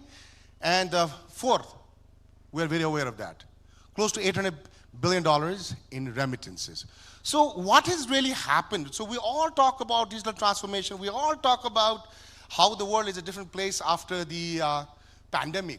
So if you were to break it down, so there are 2 sectors that was hugely transformed. Freelancers, B2P, and then the basically P2B, the merchants doing business beyond global, right? So money transfer business has been around for almost a century and a half, pioneered by Western Union. So a lot of infrastructure that was put in place is already there. B2B, the transformation is B2B went beyond trade. Now B2B actually beyond wholesale. B2B now is retail, right? So basically, I think we're living in this really interesting time where this huge transformation is happening, and at the same time, we're all struggling to figure out how to formalize this, how to basically make sure we accept the fact that basically we live in a borderless economy. So no blame to any regulators, no blame to any business houses. So right now, this is literally a gold rush for anybody in fintech who is going to figure out to create products for the $156 trillion a year borderless economy, right? So if you look at the problem, in B2B, which was actually set up for wholesale trade, now that has gone retail. So what are the challenges? The challenges is the Forex and the settlement of the Forex and the settlement of basically the visibility of delivery is a huge friction. Second, On the consumer to business, right? So it has moved beyond cards. So what is the basically open network payment infrastructure that is going to help reduce the cost of processing outside of card network? So if you look at the top to bottom card processing fee, believe it or not, you're going to be shocked. So it's around 7%, 3.5% to the merchant, 3.5% plus 1% to the sender. So if you're going to process a payment of $1,000, it's a goddamn lot of money. So you cannot build a company's basically marketplace outside of a border when you're paying over 7% on transactions. So that's a huge challenge. So third, millions of people working outside of the domain and then working from home and contributing to the $1.6 trillion, the freelancers. So I'm going to surprise you guys with some numbers that was recently published. So you'd be truly, truly surprised of what's even happening in Nepal. So while I'm talking about the big figures, how that figures translate into the emerging economy at hand, right? So in this case, so one of Nepal's fastest growing economy, I'll come back to numbers later, is what is the legal framework for it? Yes, a lot of us in tech world, we know of a company called PayPal. A lot of us in tech world, we know of the company called Mercury Bank. A lot of us in tech world, we also know of the company called Payoneer. But we have some representatives from the central bank. Are they registered in Nepal? How are they taking money? Is that a legal way of earning? And every other day, I get 10 to 15 LinkedIn messages where people are actually making up to $800,000 a year living in Nepal, figuring it. I'm literally asking me for the help to help them become legal. So the whole notion of how do you basically legalize this huge industry is also a problem. Now, on the P2P. So we are one of the most interesting companies in the world in terms of remittances. See, but what we failed, or I'd say the industry, I'd say not only in basically, I'm not talking about the industry by saying Nepal, but the thing is, what we failed as an industry on a global, on a money transfer business is sending cash and sending digital money transfers are two completely different products. So what has really happened after pandemic is literally a digitization of cash. And guess what? That's not going to work. You know why it's not going to work? We've already begun to see basically the numbers. Just go and Google on Remitly, right? It used to be a $7.5 billion valuation company. Now it's come down to $3.5 billion business. And why? Last year, they lost over $41 million. And this business is quickly going to end. And I will show you later on how some of us from Nepal are killing this business. Because that's how it's changing. Cash business, it's there. It's a whole different segment. But what we have not really figured out is how to regulate, how to create products for the digital money transfer business. Where we were, a bunch of us in the room were talking about it, and hence the delay, was basically identity verification. As soon as you go digital, the KYC issue is huge. As soon as you go digital, see, the thing is, cash remittance transfer ticket size is over somewhere between $300 to $400. People usually carry a wad of cash, go to a window, drop the cash, identity is verified, the ticket size is low. But guess what? On digital money transfer, the average ticket size is 3x or even 4x. So how are you going to manage that risk, right? So there's a whole different level of technicalities when you're sending money over $3,000 and you're literally looking at a lot of headaches that you probably have not anticipated, right? And the last thing is, now because of this huge, massive growth of fintech, if you want to send $1,000, you are not loyal to one particular company. So you're looking at who's going to give you the highest exchange rate, who's going to give you the lowest fees, who's going to increase the fastest speed. Now that ecosystem literally on a cash business model was already there. It was obviously pioneered by Western Union. But the thing is, post-pandemic with this huge growth in the digital, we have yet to figure out how to basically create a whole different line of product on top of that. Now talking about, if you were to look at our borderless, basically policy in Nepal, this is it. So we're literally locked by, 1962 regulation when Forex was not into company, but the thing is, Forex did not enter into the country. But now the thing is, this situation since then has changed, and there is a lot of effort that needs to be made in place for us to make sure we are doing business cross-border. So these are just some of the messages I get in my LinkedIn. Hello, Dai, I have registered a company in Delaware, and I got my EIN today. We're looking forward to open a bank account with your new bank, right? So Dai, any timeline? Aru new bank त्यति reliably काम गर्न सकेको छैन, right? Hello Dai, I just wired $14,000 to Evo Store for laptops. Wire was initiated from SBB Bank. It's been over 28 days. Evo Store has not received the money. Please help, right? Now, and obviously, I don't want to say that, right? Hello Dai, we're trying to set up an entity in the US and explore opportunity to expand to a global market, but there are some legal hurdles, and also we still have to build a lot of networks. I wanted to connect with you and get some advice soon. So what do you see here? People are doing business over borders, right? So people are doing business borders, and they're looking for solution. Now, so here's a term I recently threw. It just came out of nowhere, and a lot of people have been using it, so I appreciate it. So there's a whole economy. There's billions of dollars of economy at play within Nepal, where the people who are creating this, this economy, I've identified them as digital ghosts. These are, by the way, super duper wealthy digital ghosts, right? Now, Nepal, interestingly enough, is one of the most interesting countries in the world, not only in terms of remittance, but people working locally, but doing business globally. So how are they actually doing? Payoneer, we've heard of it. Wise, we've heard of it. Mercury, we've heard of it. And then lastly, people putting money in crypto wallets. So that's where the billions of dollars that's supposed to come to this country is sitting there idle. Why? There are a few of us in the remittance industry. There are a few of us from the central bank. They understand what I marked here in red. No principal agent agreement signed between the license agent collecting and license agent paying out.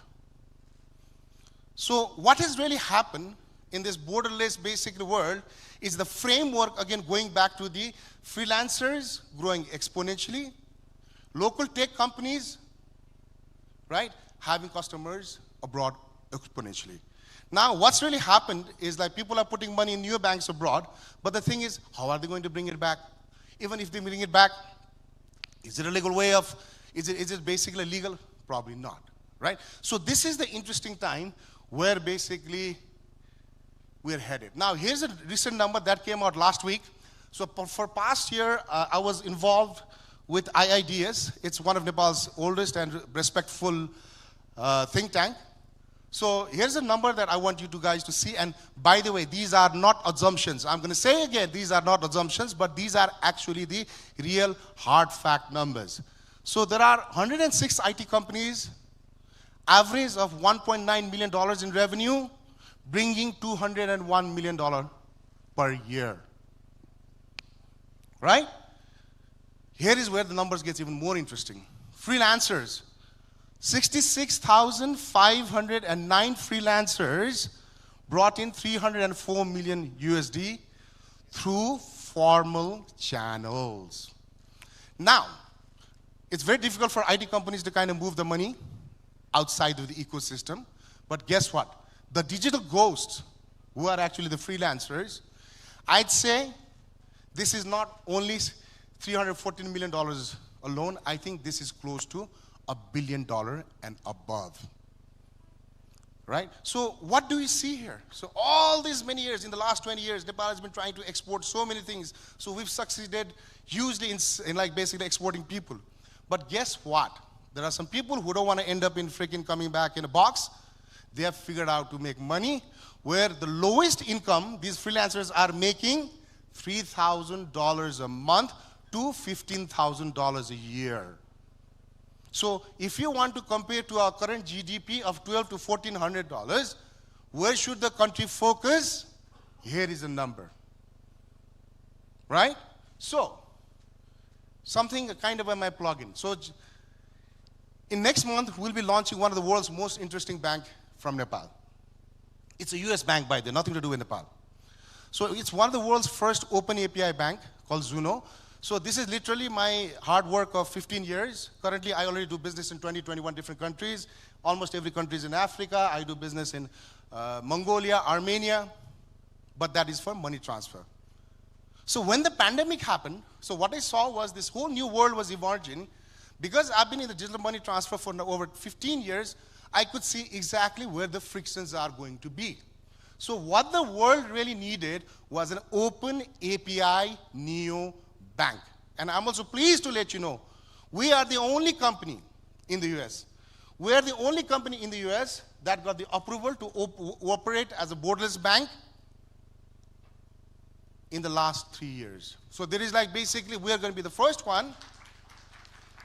So we're going to be the first one, not only open API bank.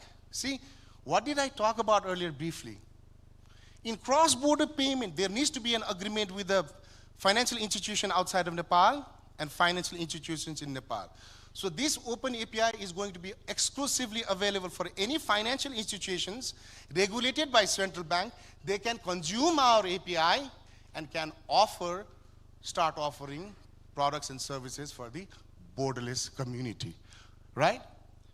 Evolve Bank, I don't know how many of you know, but this is actually one of the world's largest banking as a service provider.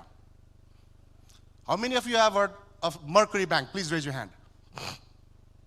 So right now, after the SBB fallout, so Mercury Bank was the highest recipient of the accounts, and the same bank is also sponsoring Zuno, right? It took a miracle for me to get this approval, and I want to make sure this scales not only but in Nepal, but all over the South and Southeast Asia, right? Now, you see a name of the, pretty familiar with, NCHL. So, going back to NCHL, in midst of all the complaints what we do in Nepal, in all the frustrations of doing Nepal, we do in Nepal, but I'll tell you, being in the fintech for 15 years, especially in cross-border payments, there is no country like Nepal that has innovated on cross-border payment. You know, there's no other country in the world that has actually done as much as innovation in cross-border payment. So what have we done? Imagine an API connected to a bank in the US, right? Imagine an API that's connected to all the banks in the US, in Nepal, directly connected to offer cross-border payment and cross-border banking solutions, right? So can you send money from US to Nepal? Technically, yes, but legally, no. So what? From Nepal, us being now recipient of $30–40 billion in remittances, now close to $1 billion in freelancing payment, to receive money, now we are enabling financial institutions to offer these kinds of solutions. Now, for the first time in the history of cross-border payment, an API was developed from Nepal, which collects the financial institutions in countries like Nepal directly with financial institutions in countries like US for cross-border transfers. So this is a huge transformation, and I'm very excited to be part of it. So we basically built this platform, ISO 20022 protocol. All of us in payment are probably familiar with it. That basically, I think by May, the whole world should have adopted this ISO 20022 protocol to make the transaction seamless. And guess what? Nepal is way ahead of the curve. Next one is basically any financial institution that connected to NPI, NCHL, can consume this API and start offering this product. So once they have access to this API, now they can think about remittance plus services, where the ticket size can be from $1 a ticket size to $100 million ticket. As long as they pass the KYC, KYB, the money gets moved, right? And now finally, right, we are adopting QR very fast. For QR payments, I think now we've heard about Lanka Pay, we've heard about, UPI. Now guess what? We have already integrated this API into NCHL and about to go live, where Clearinghouse of America is already integrated, right? Which will make Nepal the first country in the world connected between cross-border, in-border on an ISO 20022 protocol. We talked about the identity issue. We talked about the KYC issue. Yes, all the financial institutions in Nepal, you think they are running your banks without any KYC? No, they are not. They have the information, the other sender has the information. So what we literally did was built a ledger, right? So all of these things are possible. All of these things have been possible because of, I'm going to name names here. Guru sir from Central Bank is here. Every time there was an innovation, every time there was a communication about bringing inbound remittances, the central bank has always been positive. So as I'm about to launch this product, I'm about to have dinner meetings with heads of state in all the South Asia.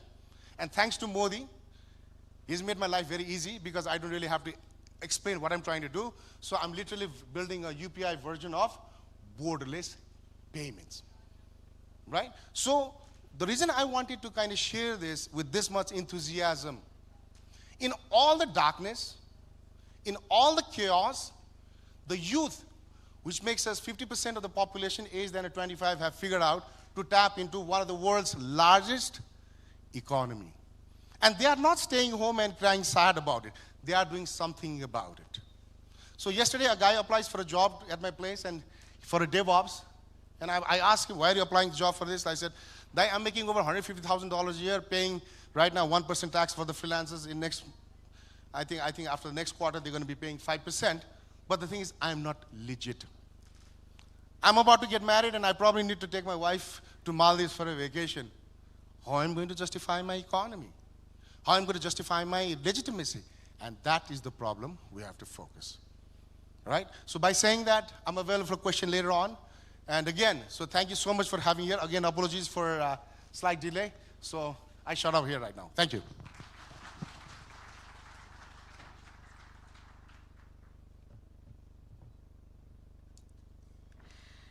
Thank you so much, co-founder of Tamil.com, Mr. Balkrishna Joshi, for that wonderful presentation. I really enjoyed it, and I love the enthusiasm that you showed regarding your projects, discussing with us, and wish you all the best for your borderline banking as well. All right, with that, ladies and gentlemen, it's time for another presentation on the same topic, digital economy and fintech capabilities. And for that, I would like to invite Mr.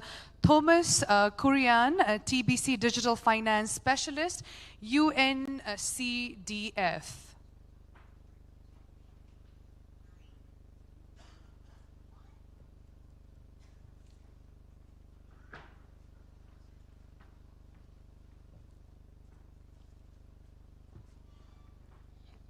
Just remind. Namaste, and thank you so much for having me here. Just a brief introduction. My name is Thomas Kurian. I work as a digital finance specialist with the United Nations Capital Development Fund. Before I start, I think congratulations, Bal sir, for such an impactful and powerful presentation. I think it was great. Having said that, yeah, so the broad theme, and I've been reminded that my time is 10 minutes, so I'll try to keep it as brief as possible. So the broad theme under which we are having this presentation is promoting innovation and building tech stack for digital economy. And I speak on digital economy and fintech capabilities. So I'll take a step back and from where UNCDF comes from and for what UN stands for, I think my appeal here, while innovation is good, Digitech is good, digital innovations are good, how inclusive it is. Are we including every strata, everybody of the society to be part of this journey? So in the broad motto of leaving no one behind in this digital innovation. So that's what I would reflect upon. I would probably try to, we have a panel discussion post this, probably I will try to invoke my fellow colleagues, the panel members to follow that. Please do reflect upon this, that how inclusive is this digital innovation? Are we creating a digital divide? Are we creating a urban divide? Are we creating a divide for the society as well as we get onto this race for digital innovation? Having said that, yes, like many other countries, Nepal has done significant progress in the digital payments, especially post the pandemic. We have seen that the adoption to the digital payments have been more, and I think in that sense, digital, the digital ecosystem in Nepal is doing a fabulous job. So congratulations and commendance for the whole thing. Now, I will not get into the details, but few points. What I understand is there is a domination of few players in the ecosystem, in the digital ecosystem space in Nepal, which I don't think is a very healthy is a very healthy situation to be in. So let's try to have more players in the digital ecosystem space in Nepal, so that the competition is or the market is not skewed in favor of few players in the market, which would also spur innovations and further growth. The second part is interoperability. I think again, like Nepal is one of the few markets where I've seen 10 PSOs live in the ecosystem, and the interoperability has not been achieved in the full scale as it should be. And I think interoperability is a must. From where I come from, and we have had many projects which, where UNCDF has supported financial inclusion, has supported the digital space as well. But to my dismay, I find most of the solutions are bilateral arrangements between a player and another player. It misses the component of interoperability. So I would pitch that, and Balsa was mentioning about UPI, and just to let you know, I was part of the UPI in the formative years. I was the senior product manager when this product was launched. So the basic fundamental of UPI was interoperability from any bank to any bank. Just to give you an example, again, I'm aware that time is less. Maybe 10 years back, I'm just giving, 10 years back, nobody would have thought that I would be using an application which is a non-bank application to do transactions for my bank. So basically, I use an app which is a non-bank to perform transactions, which is a bank-to-bank transactions. So today, I don't know, the banks have taken a back step, and it's the fintech players who have taken the lead in facilitating faster, quicker, customized payments. So I think going forward, we might see that from a credit perspective, that today, and that's happening as well. I think tomorrow, if I need I need a credit from the bank, probably I would use a platform which is not a non-bank, and then start accessing the banks through that channel to access credits. So yeah, so coming back to it, I think again, we should be aware of the fact that there's all these digital the growth which is happening in Nepal is limited to few urban centers. We do a lot of projects with the MSMEs, the last mile women, and believe me, the story is pretty different. So I think as an ecosystem, we should be aware that while we walk on this path of digital, we should be aware of the fact that we have to include the people who are not as privileged as one in the urban centers. Talking about the fintech ecosystem, I think again, I think the fintech's ecosystem in Nepal is doing great. There's a lot of innovations happening around in this space as well. So couple of things I think what the fintech should address is the financial inclusion, access to credit, and the overall the overall financial services. So basically, the fintech ecosystem should try to address these main challenges, and I think some of the interventions that we have done from the UN, from the UNCDF, we have seen the access to credit remains a major challenge in Nepal. And somebody mentioned about the startup ecosystem. Somebody said that there is a talent, but somehow people are not able to start something on their own. I think that's the challenge. The access to credit has to be stressed upon, so that these young entrepreneurs who wants to start something on their own should be given that opportunity, and not just the startup ecosystem. There are small, we work with small retailers, focus on women MSMEs. Believe me, they are scared of going to the banks.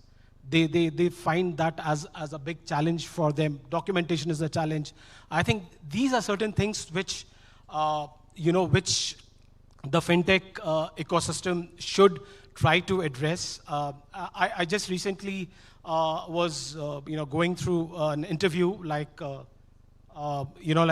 where in India, I think it was somebody from the Beacon Protocol who was mentioning that now the time is not for platforms. So platform is basically where I stand in between. I onboard the buyers, I onboard the sellers, and all the transactions happen through me.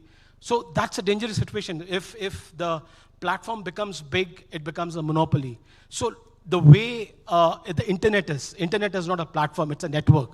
So like, for example, in India, we have the open network, digital commerce, I think ONDC, which is actually trying to experiment on those lines where basically it's a platform, it's a super platform basically standing on another platform. So all the different applications are connected to this platform.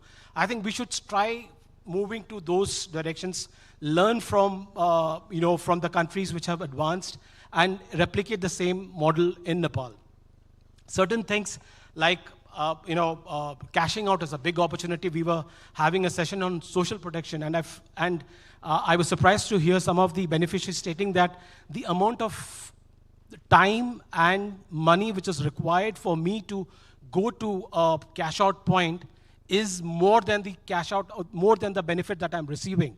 So therefore, the fintechs should try to address the problem of cashing out, innovative ways like maybe the merchants acting as a cash out point for the beneficiaries to easily find an option.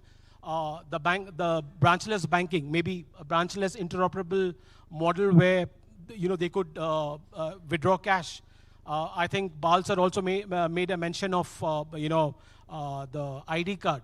We have an example of the neighboring country where the Aadhaar has acted as a way to include or provide financial inclusion, and I think Nepal has 1/3 of the population already enrolled in the biometrics. I think this is the right time for the government or for the relevant players to find out what and how this could be used to further financial inclusion in Nepal. eKYC, again, it is again a part of the NID. eKYC is a challenge. Documentation is a challenge. Registration of your MSMEs is a challenge. Interoperable eKYC process. Again, I read an article where in India, they had experimented on having a repository which has failed. The central bank has come out in the papers stating that the repository model has failed in India. However, at the same time, there has been mentions like in UAE and in countries like Singapore, a blockchain model of KYC has actually worked well. So I think the fintechs, again, I implore upon the fintechs to experiment on these places to make life simpler for the people. Then offline payments. The biggest challenge, and I have, we have experienced it as well. When the digitization increases, the problem is, your core banking system is basically not adequate or capable enough to handle the large volumes of transactions which would come in. So I went through an article of Crunchfish where, the offline payments, where there's no need for a network connectivity for you to enable transactions. Therefore, the smaller transactions could happen through the offline. And there's some Nordic country, Nordic companies based in Sweden or I think Finland, someplace, who are trying to replicate this offline payments where both the buyer as well as the seller or the beneficiary and the remitter are not connected. I think this is also something probably my panelists post this can discuss about, and if there's a solution to that. While yes, NRB, the regulator has taken steps to create a very enabling environment for digital finance and the fintech innovations. And there are lots to be done. I think a sandbox regulatory and all those things could also be something which could be in place to help through with further innovations. One more thing, I think I'm aware of the time. Most important, again, talking from the last mile perspective, is awareness, one, digital literacy, and second is the frauds. The biggest problem to digital is when the digital ecosystem grows, the frauds grows. The fraud is not limited to a couple of people. It's a syndicate in itself. So the most vulnerable will be the most affected. The people who are illiterate, the women, people who are not fully aware of what the digital is. And I think the time is ripe now for us to create a digital literacy in Nepal, tell and educate people on what are the safe ways of transacting digitally, and so that people who actually takes this journey of digital are not discouraged subsequently and come back to the cash way of doing things. So I think that's very important. I think fraud, create a dashboard, make the people aware what are the fraud trends, what are the ways people are being cheated. So that you create an awareness amongst the people, and I think the time is now as we are trying to grow the digital ecosystem. I think, again, I think the best part, and I'll just keep it short now, the best part is that we already have a fantastic roadmap, and the digital ecosystem should not be just limited to the payment space. I think it is cross-cutting across all the industries, whether it is on the health, insurance, micro-insurance. I think the digital should find its way to reach the citizens and make their life easy. And the best part is we have a Digital Nepal Framework 2019, which is a roadmap for the relevant players to work upon. And it's all about how we implement it, the intent on how we implement this soon, and make Nepal a truly digital ecosystem. I think with that, again, I thank you so much for giving me this opportunity. Thank you so much, and that's it. Thank you so much.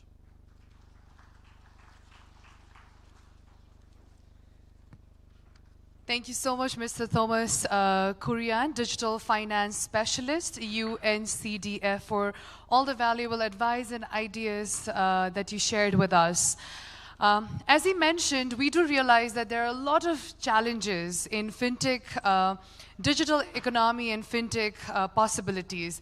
But at the same time, we've also seen some significant impact in the past few years. Overall, the digital economy and fintech capabilities in Nepal are still in the very early stages. But we do also realize the potential that Nepal has to be the major player in region's digital economy. We will be navigating more on this subject. We have a panel here with us.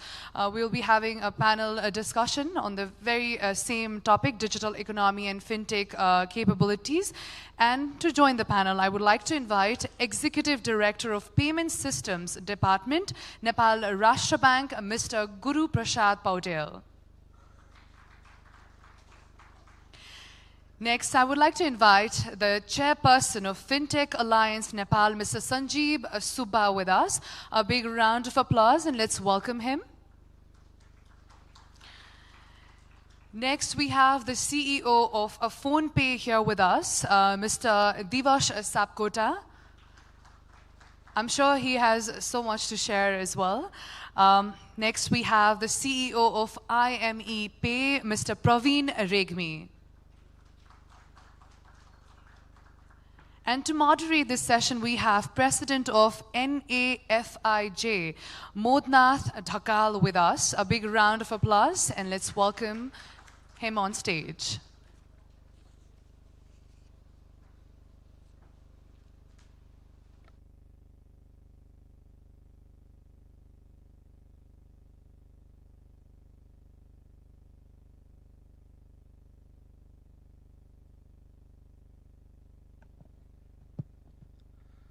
Good afternoon. Namaste. I would like to welcome all panelists. I'm bilingual. I'm the panelist. चाहेको ल्याङ्ग्वेजमा छलफल गर्ने गरी यसलाई अगाडि बढाउँदैछौँ तपाईहरु सबैलाई म यहाँ स्वागत गर्न चाहन्छु. I think we should be beginning with the regulators, right? Raw building upon the previous presentation, हामीले बालकृष्ण दाई र थोमस कुरियन दुईजनालाई सुन्यौं. Very encouraging. र यसले हाम्रो डिजिटल इकोनोमीको पोसिबिलिटीलाई पनि हामीले बुझ्ने अवसर पायौं. तर in reality back to our home हाम्रो नेपालमा स्थिति के छ भन्दा अहिले पनि हामी सानो सानो कुरामा चाहिँ टेक्नोलोजिकल हर्डल्समा अड्किरहेका छौं. अघि नै उठेको कुराहरु जस्तै केवाईसी, डिजिटल केवाईसी को कुरामा हेरौं, पेमेन्ट भेन्डरहरुको इन्टरअपरेबिलिटीको कुरामा हेरौं, ब्याङ्किङ सर्भिसको एक्सेसिबिलिटी कुरा हेरौँ, जस्तै उदाहरणका लागि म के पनि भन्न चाहन्छु भन्दा राष्ट्र ब्याङ्कले आफैले गरेको एउटा सर्वेले के देखाइरहेको थियो भन्दाखेरि हाम्रो let me tell you some figure, यो हाम्रो फाइनेन्सियल लिटरेसीमै हामी एकदमै पछाडि रहेछौँ कि हामी करिब 57% होइन गुरु सर, ओके 67को उसमा रहेछ र त्यसमा चाहिँ के रहेछ भन्दाखेरि ओन्ली 27.5% अफ पपुलेसनले चाहिँ टार्गेट स्कोर फाइनेन्सियल लिटरेसीमा गरेको छ। त्यो भनेको हामी एकदमै थोरै 1/3 को हाराहारीमा छौँ। त्यसो हुँदाखेरि हामी हुन त we also have opportunity, 73% population स्मार्टफोनको एक्सेसमा छ, उनीहरूसँग स्मार्टफोन छ, त्यसको अर्थ उनीहरूसँग इन्टरनेटको पनि एक्सेस छ भन्ने मानौँ हामी। त्यसो हुँदाखेरि we have a huge potential to go through, र यहीमा कुरा गर्दै हामी एकदम बेसिक कुराहरूबाट सुरु गर्नका लागि म गुरु सरलाई आग्रह गरेँ।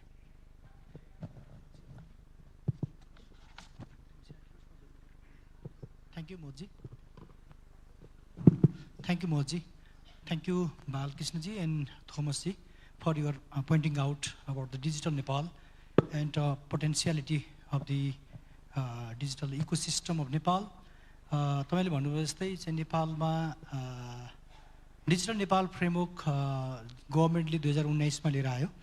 त्यति बेला नेपाल सरकारले 8 वटा सेक्टरमा 80 वटा इनिसिएटिभ मार्फत नेपाललाई डिजिटलमय बनाउन सकिन्छ भनेर चाहिँ जुन परिकल्पना गरेको चाहिँ थियो, त्यो अन्तर्गत चाहिँ digital foundation, agriculture, education, health, finance हैन, अर्बन डिजिटल फाउन्डेसन गरेर यसरी चाहिँ हामीले क्याटेगोराइज गरेको चाहिँ थियो। त्यसको अवस्थालाई हेर्दाखेरिमा आज हामी जहाँ चाहिँ छौँ त्यो अलि डेभलपमेन्टहरू भएका चाहिँ छन् तर सन्तोषजनक छैनन्।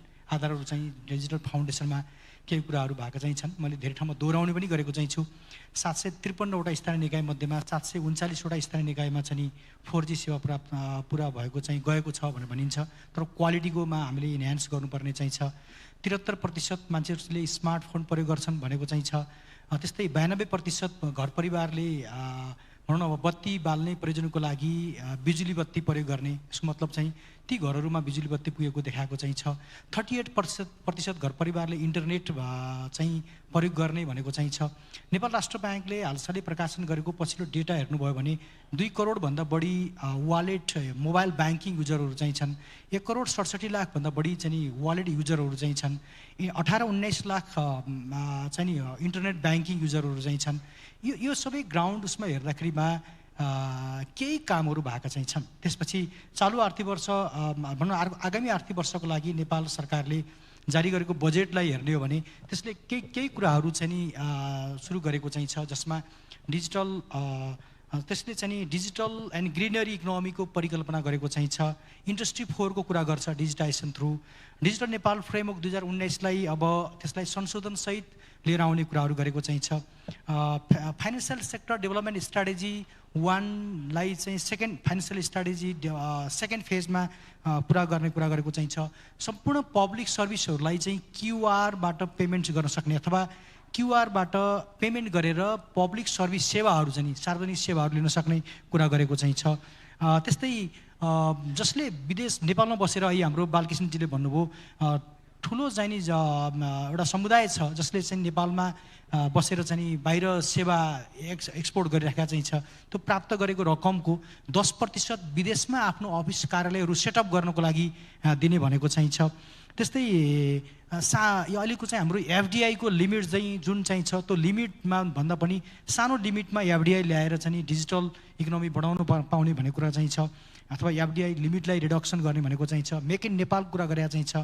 फ्लेक्सी लेबर पोलिसीको कुराहरू गरिरहेका चाहिँ छ। यो कुराहरू हेर्दाखेरिमा पोलिसीमा हामी त्यति धेरै कमजोर चाहिँ छैनौँ। कुरा रहन्छ इम्प्लिमेन्टेसनमा पनि मैले अगाडि भनेका एचिभमेन्टहरूलाई चाहिँ हेर्दाखेरिमा केही कुराहरू भएका चाहिँ छन्। बालजीले पनि कुराहरू गर्नुभयो।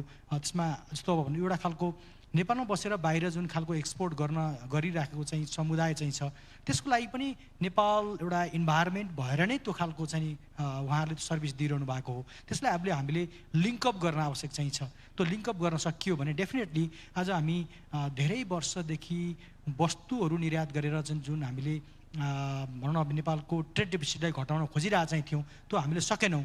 अब हामीले चाहिँ नि गिग इकोनोमी मार्फत यो सर्भिस सेक्टरको सर्भिसहरूलाई चाहिँ एक्सपोर्ट गरेर त्यो हाम्रो एउटा ठुलो खाडल चाहिँ ट्रेड डेफिसिटको खाडल चाहिँ छ, त्यसलाई हामीले चाहिँ कम बनाउन सक्छौँ। धन्यवाद। हेलो सरलाई मैले यहाँ रोकेर अलिकति यसमा के जोड्न भन्यो भन्दा स्टिल फिनटेक भनेर हाम्रो बिएफआइज भन्दा बाहिर जान सकेको छैन हाम्रो सोच चाहिँ, खालि ब्याङ्क र फाइनेन्सियल इन्स्टिट्युसन्सको हो भनेर।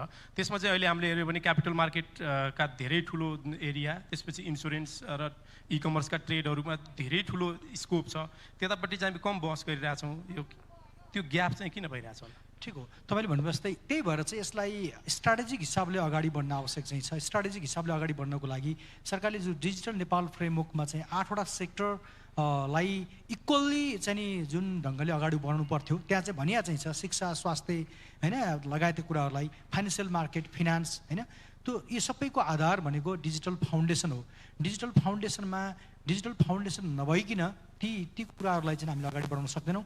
अल्टिमेटली मैले यो कुरा गर्दाखेरिमा डेफिनेटली पेमेन्ट सेक्टरलाई बढी फोकस गरेँ, किनकि म पेमेन्ट सेक्टरलाई रिप्रेजेन्ट गर्छु, तर अरू सेक्टरलाई पनि इक्वल्ली जान आवश्यक चाहिँ छ।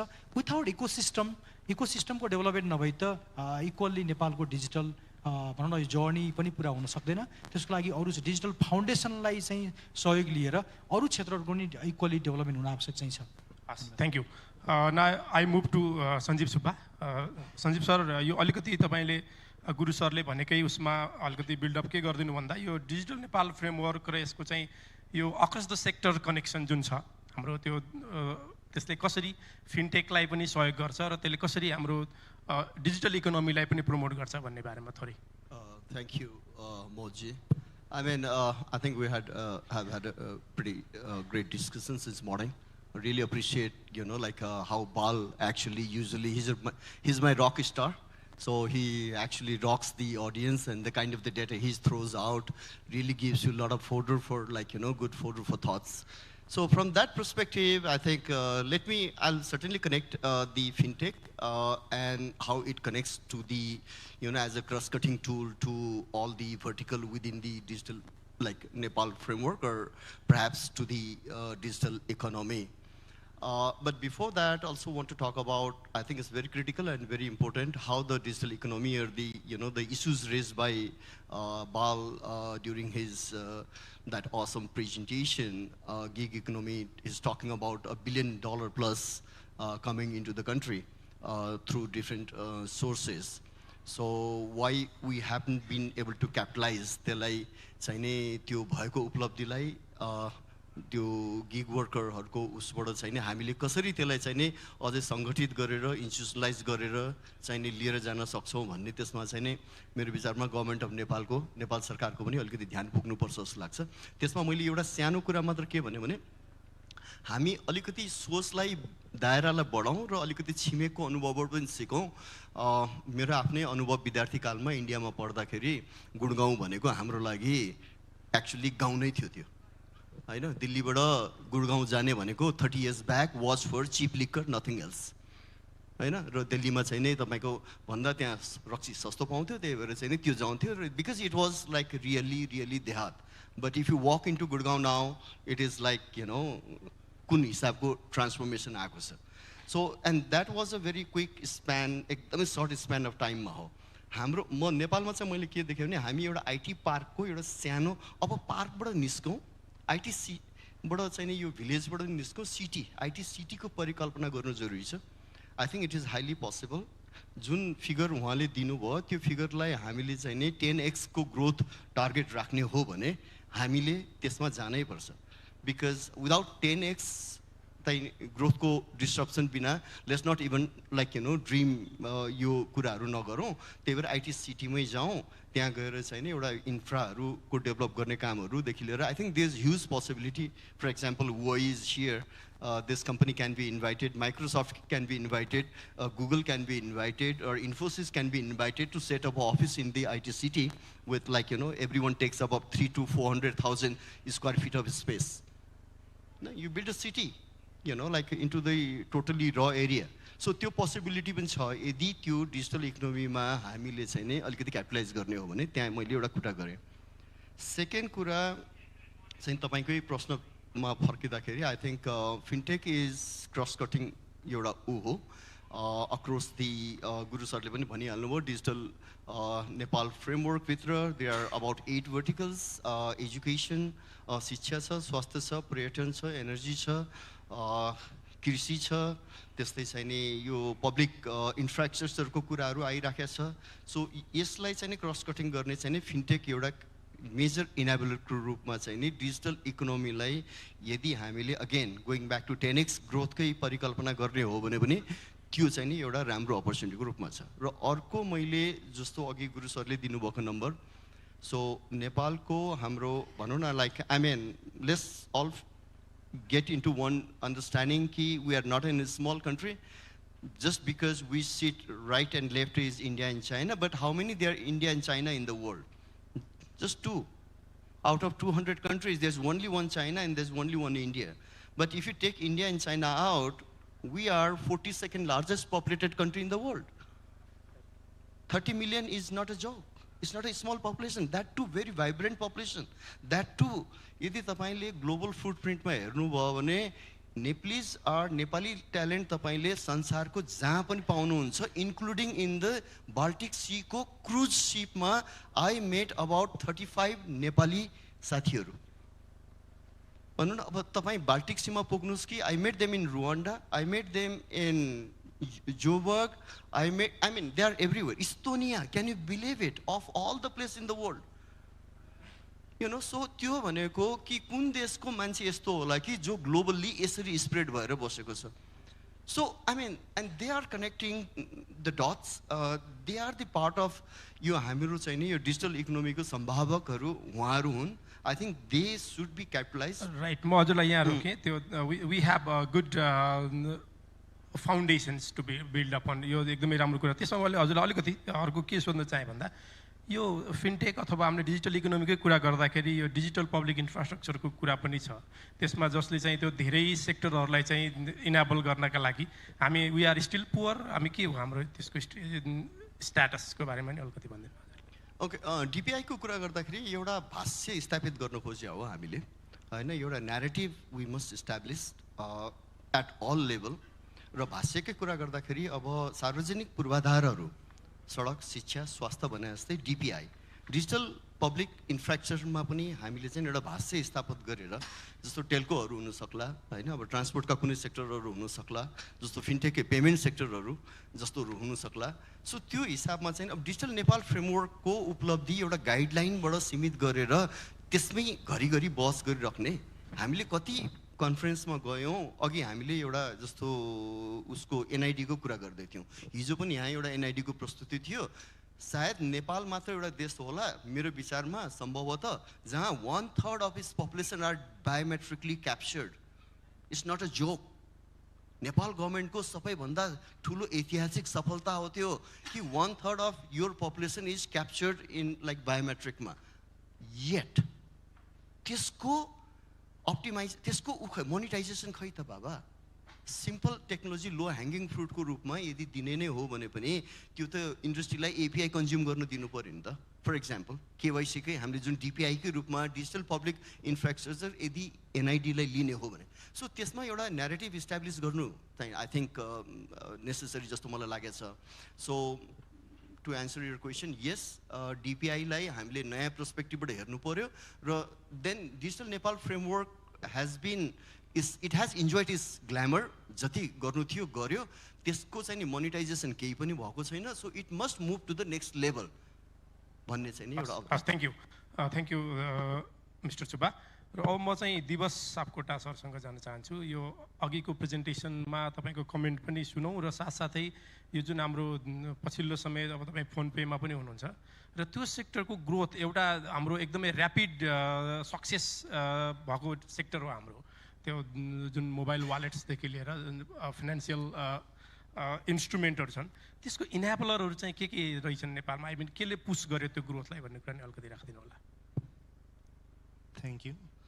सो यसमा म फर्स्ट चाहिँ लास्टकै प्रेजेन्टेसन्सबाट म स्टार्ट गर्न चाहेँ र त्यसमा पनि अझ थोमस सरको प्रेजेन्टेसन्सबाट चाहिँ अझै म स्टार्ट गर्न चाहन्छु. उहाँको जुन एजेन्डाजहरू थियो होइन, सो एज अ युएनसिडिएफबाट चाहिँ लिएका एजेन्डाहरू र त्यसले कति कुरामा चाहिँ हामीलाई हेल्प गरिरहेछ भन्ने पार्ट पनि हो. र यसमा मैले देखेको चाहिँ सर्टेन कुराहरू उहाँले इन्क्लुसिभनेसको डिजिटल डिभाइड भइरहेछ कि छैन भन्ने पार्टबाट भयो। अर्को चाहिँ one of the major agenda इन्टरअपरेबिलिटीको जुन चलिरहेको छ होइन, त्यस्तै गरेर उहाँले अरू चाहिँ एक्सेस टु क्रेडिट र एक्सेस टु फाइनेन्सको कुराहरू पनि गर्नुभयो। र अब यही सन्दर्भमा हामीले कुरा गर्ने हो भने चाहिँ हामी कहाँ छौँ अहिले, कुन स्टेजमा छौँ भन्ने पार्टमा चाहिँ हामीले आजको दिनमा चाहिँ पेमेन्ट्स एज अ सर्भिसलाई पेमेन्ट्सको रूपमा चाहिँ एज अ फिनटेक, फिनटेकको हामी जब कुरा गरिन्छ त्यो फिनटेकमा चाहिँ पेमेन्ट्सलाई मात्रै लिन्छ, तर फिनटेक भनेको चाहिँ पेमेन्ट्स मात्रै होइन, यो चाहिँ ब्याङ्किङ पनि हो, यो चाहिँ इन्सुरेन्स पनि हो होइन, यो अरू सेक्टर्सहरू पनि हो, ल्यान्डिङ पनि हो। सो सबै चाहिँ एउटा चाहिँ फिनटेक्सका एलिमेन्ट्सहरू छन्। र आजसम्म चाहिँ हामीले जति पनि कुरा गरिरहेछौँ बेस्ड अन लाइक पेमेन्ट्सलाई मात्रै फोकसमा राखिरहेछौँ, अरू कुरालाई चाहिँ हामीले खासै प्रायोरिटी चाहिँ दिएको चाहिँ देखिँदैन हामीले हेर्दाखेरि चाहिँ। तर ह्याभिङ सेड द्याट पेमेन्ट्सले स्टार्ट गरे तापनि नाउ डिजिटल ल्यान्डिङको कुराहरू आइरहेछ, नाउ डिजिटल इन्सुरेन्सको कुराहरू आइरहेछ, त्यस्तै गरेर डिजिटल अरू सेक्टर्समा पनि डिजिटलको चाहिँ रोल चाहिँ हामीले देखिरहेछौँ। सो हामीले फिनटेक भन्ने बित्तिकै फाइनेन्स प्लस टेक्नोलोजी भनेपछि અહીંकै जुन हाम्रो नेपाल डिजिटल फ्रेमवर्ककै कन्सेप्टमा हेऱ्यो भने पनि 8वटा सेक्टर भनिसकेपछि 8वटा सेक्टरलाई कनेक्ट गर्ने भनेको चाहिँ एउटा चाहिँ digital foundations which is major, जुन चाहिँ सबैको लागि फाउन्डेसन्स हो। र अर्को भनेको चाहिँ फिनटेक एरिया फाइनेन्स र टेक्नोलोजी भनेको कुनैबाट पनि छैन, टाढा छैन, भनेपछि कतै न कतै फाइनेन्स पनि इन्भल्भ छ, कतै न कतै टेक्नोलोजी पनि इन्भल्भ छ, र fintech will help us to grow in that particular sector as well भन्ने चाहिँ हाम्रो मान्यता पनि हो। र अन द्याट नोट त्यसमा चाहिँ अब फोन पेले एज अ हामीले हेर्दाखेरि चाहिँ वी आर बिल्डिङ दि अहिले भने जस्तो डिजिटल फाउन्डेसन चाहिँ बिल्डिङ बनाइरह्यो भने चाहिँ हाम्रो सोचाइ हो। र यो infrastructure is not only for फोन पेको लागि मात्रै होइन या फोन पेसित अल्टिमेटली हामीसित आजको दिनमा हेऱ्यो भने BFIs almost all BFIs are partners of PhonePe, they are using our platforms right, our infrastructure use गर्दै जानुभएको छ, त्यस्तै गरेर पिएसपिजहरू पनि युज गर्नु। सो इन्टरअपरेबिलिटीको અહીંको जुन कुराकोमा चाहिँ म what I want to say is interoperable छैन भन्ने लाइन चाहिँ आई थिङ्क इज नट सो, त्यो चाहिँ होइन, किनकि वाट डु मिन बाई इन्टरअपरेबिलिटी भनेर चाहिँ અહીંको कुरा चाहिँ सोचाइ फरक होला। अब हामीले जुन सोच हेरिरहेछौँ इन्टरअपरेबिलिटी ब्याङ्कमा चाहिँ हामीले इन्टरअपरेबल बनायौँ, तर आजको दिनमा पनि मैले जस्ट रिसेन्टली इन्डियाको न्युज हेरेँ, इन्डियाको न्युजमा चाहिँ एक्सिस ब्याङ्कको एउटा एप्लिकेसन छ, हिजोको प्रेजेन्टेसन पनि आएको कुरा थियो, र एउटा ब्याङ्कको खाता अर्को ब्याङ्कको मोबाइल एप्लिकेसनमा चाहिँ युज गरेर चलाउन पाइने सिनारियो आइसक्यो इन्डियामा। भनेपछि हामी छौँ त्यही लाइनमै हो, हामीले काम गरिरहेको पनि त्यही लाइनमै हो, तर त्यो लेभलसम्म नपुगेर चाहिँ मेबी त्यो जुन एसेन्स त्यो चाहिँ भ्याल्यु दिनुपर्ने हो, जुन मार्केटले बुझ्नुपर्ने त्यो नबुझिरहेको जस्तो देखिन्छु मेरो हिसाबले चाहिँ। र अर्को चाहिँ अब जस्तै हामीले के चाहिँ पेमेन्ट्सको सिस्टममा चाहिँ वाट आर द फ्याक्टर्स जसले चाहिँ यसलाई चाहिँ एकदमै जुन प्रोग्रेसन भयो, त्यो प्रोग्रेसन भएको फ्याक्टर्स भने त द वान एन्ड ओन्ली आजको दिनमा कोभिड हो भन्छु म चाहिँ। सो इन्डियामा हेऱ्यो भने दे आर मेनी फ्याक्टर्स होइन, त्यसमा चाहिँ 3टा 4वटा फ्याक्टर्स त एउटा चाहिँ कोभिड पनि थियो, एउटा चाहिँ जुन हाम्रो डिमोनिटाइजेसन थियो, अर्को भनेको चाहिँ जियो इफेक्ट पनि थियो होइन। सो त्यो सबैले गर्दाखेरि चाहिँ जुन इन्डियन हामीले जब कम्पेयर गरिन्छ होइन, इन्डियासित कम्पेयर गरिन्छ, सो यो सबै फ्याक्टर्सले चाहिँ हाम्रो डिजिटल इकोनोमी या इनफ्याक्ट डिजिटल पेमेन्ट्सलाई चाहिँ अगाडि बढायो। तर हामीसित आजको दिनमा भने चाहिँ यही कोभिड मात्रै एउटा फ्याक्टर हो, त्यो बाहेक हामीसित अरू फ्याक्टर्सहरू चाहिँ छैन। बट स्टिल जुन ग्रोथ चाहिँ हामीले इन्भिजन गरेका थियौँ आजभन्दा 3 वर्ष अगाडि त्योभन्दा धेरै पर पुगिसकेका छौँ पेमेन्ट्सको सेक्टरमा चाहिँ भन्ने लाइन चाहिँ हो। तर ह्याभिङ सेड द्याट अरू सेक्टर्स, अरू डिजिटल इकोनोमीको अरू पिलर्सहरूमा, अरू सेक्टर्सहरूमा चाहिँ फिनटेकले जसरी हेल्प गर्न सक्छ र जसरी हामीले यसलाई चाहिँ अगाडि बढाउन सक्छौँ त्यो चाहिँ अझै पनि ल्याकिङ छ, र त्यसमा चाहिँ अझै हामीले काम गर्नुपर्छ। यसमा हजुरले थोरै यो सेफ्टीको पनि अलिकति कुरा जोडिदिनुहोस् न, जस्तै यो डेटा र त्यसको कुरा आइरहेछ। सेफ्टी अब यसमा चाहिँ फ्रड्स अर लाइक ह्याकिङ भन्ने कुराहरू चाहिँ धेरै मार्केटमा सुन्न मिल्छ होइन। सो हामीले कुनै पनि पेमेन्ट सिस्टम फाइनेन्सियल्स कुरा भन्ने बित्तिकै चाहिँ safety is the security is the biggest concern चाहिँ हो।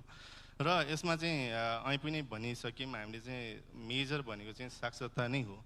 र आजको दिनमा हामीले हेरेको नेपालमा हेरेको चाहिँ ह्याकिङ भनेको कुरा चाहिँ खासै देखिँदैन, त्यति धेरै छैन। सर्ट इन्स्टान्सेसहरू देखिन्छ, तर अझै पनि त्यो ह्याकिङ हो कि होइन भन्ने कुरा चाहिँ थाहा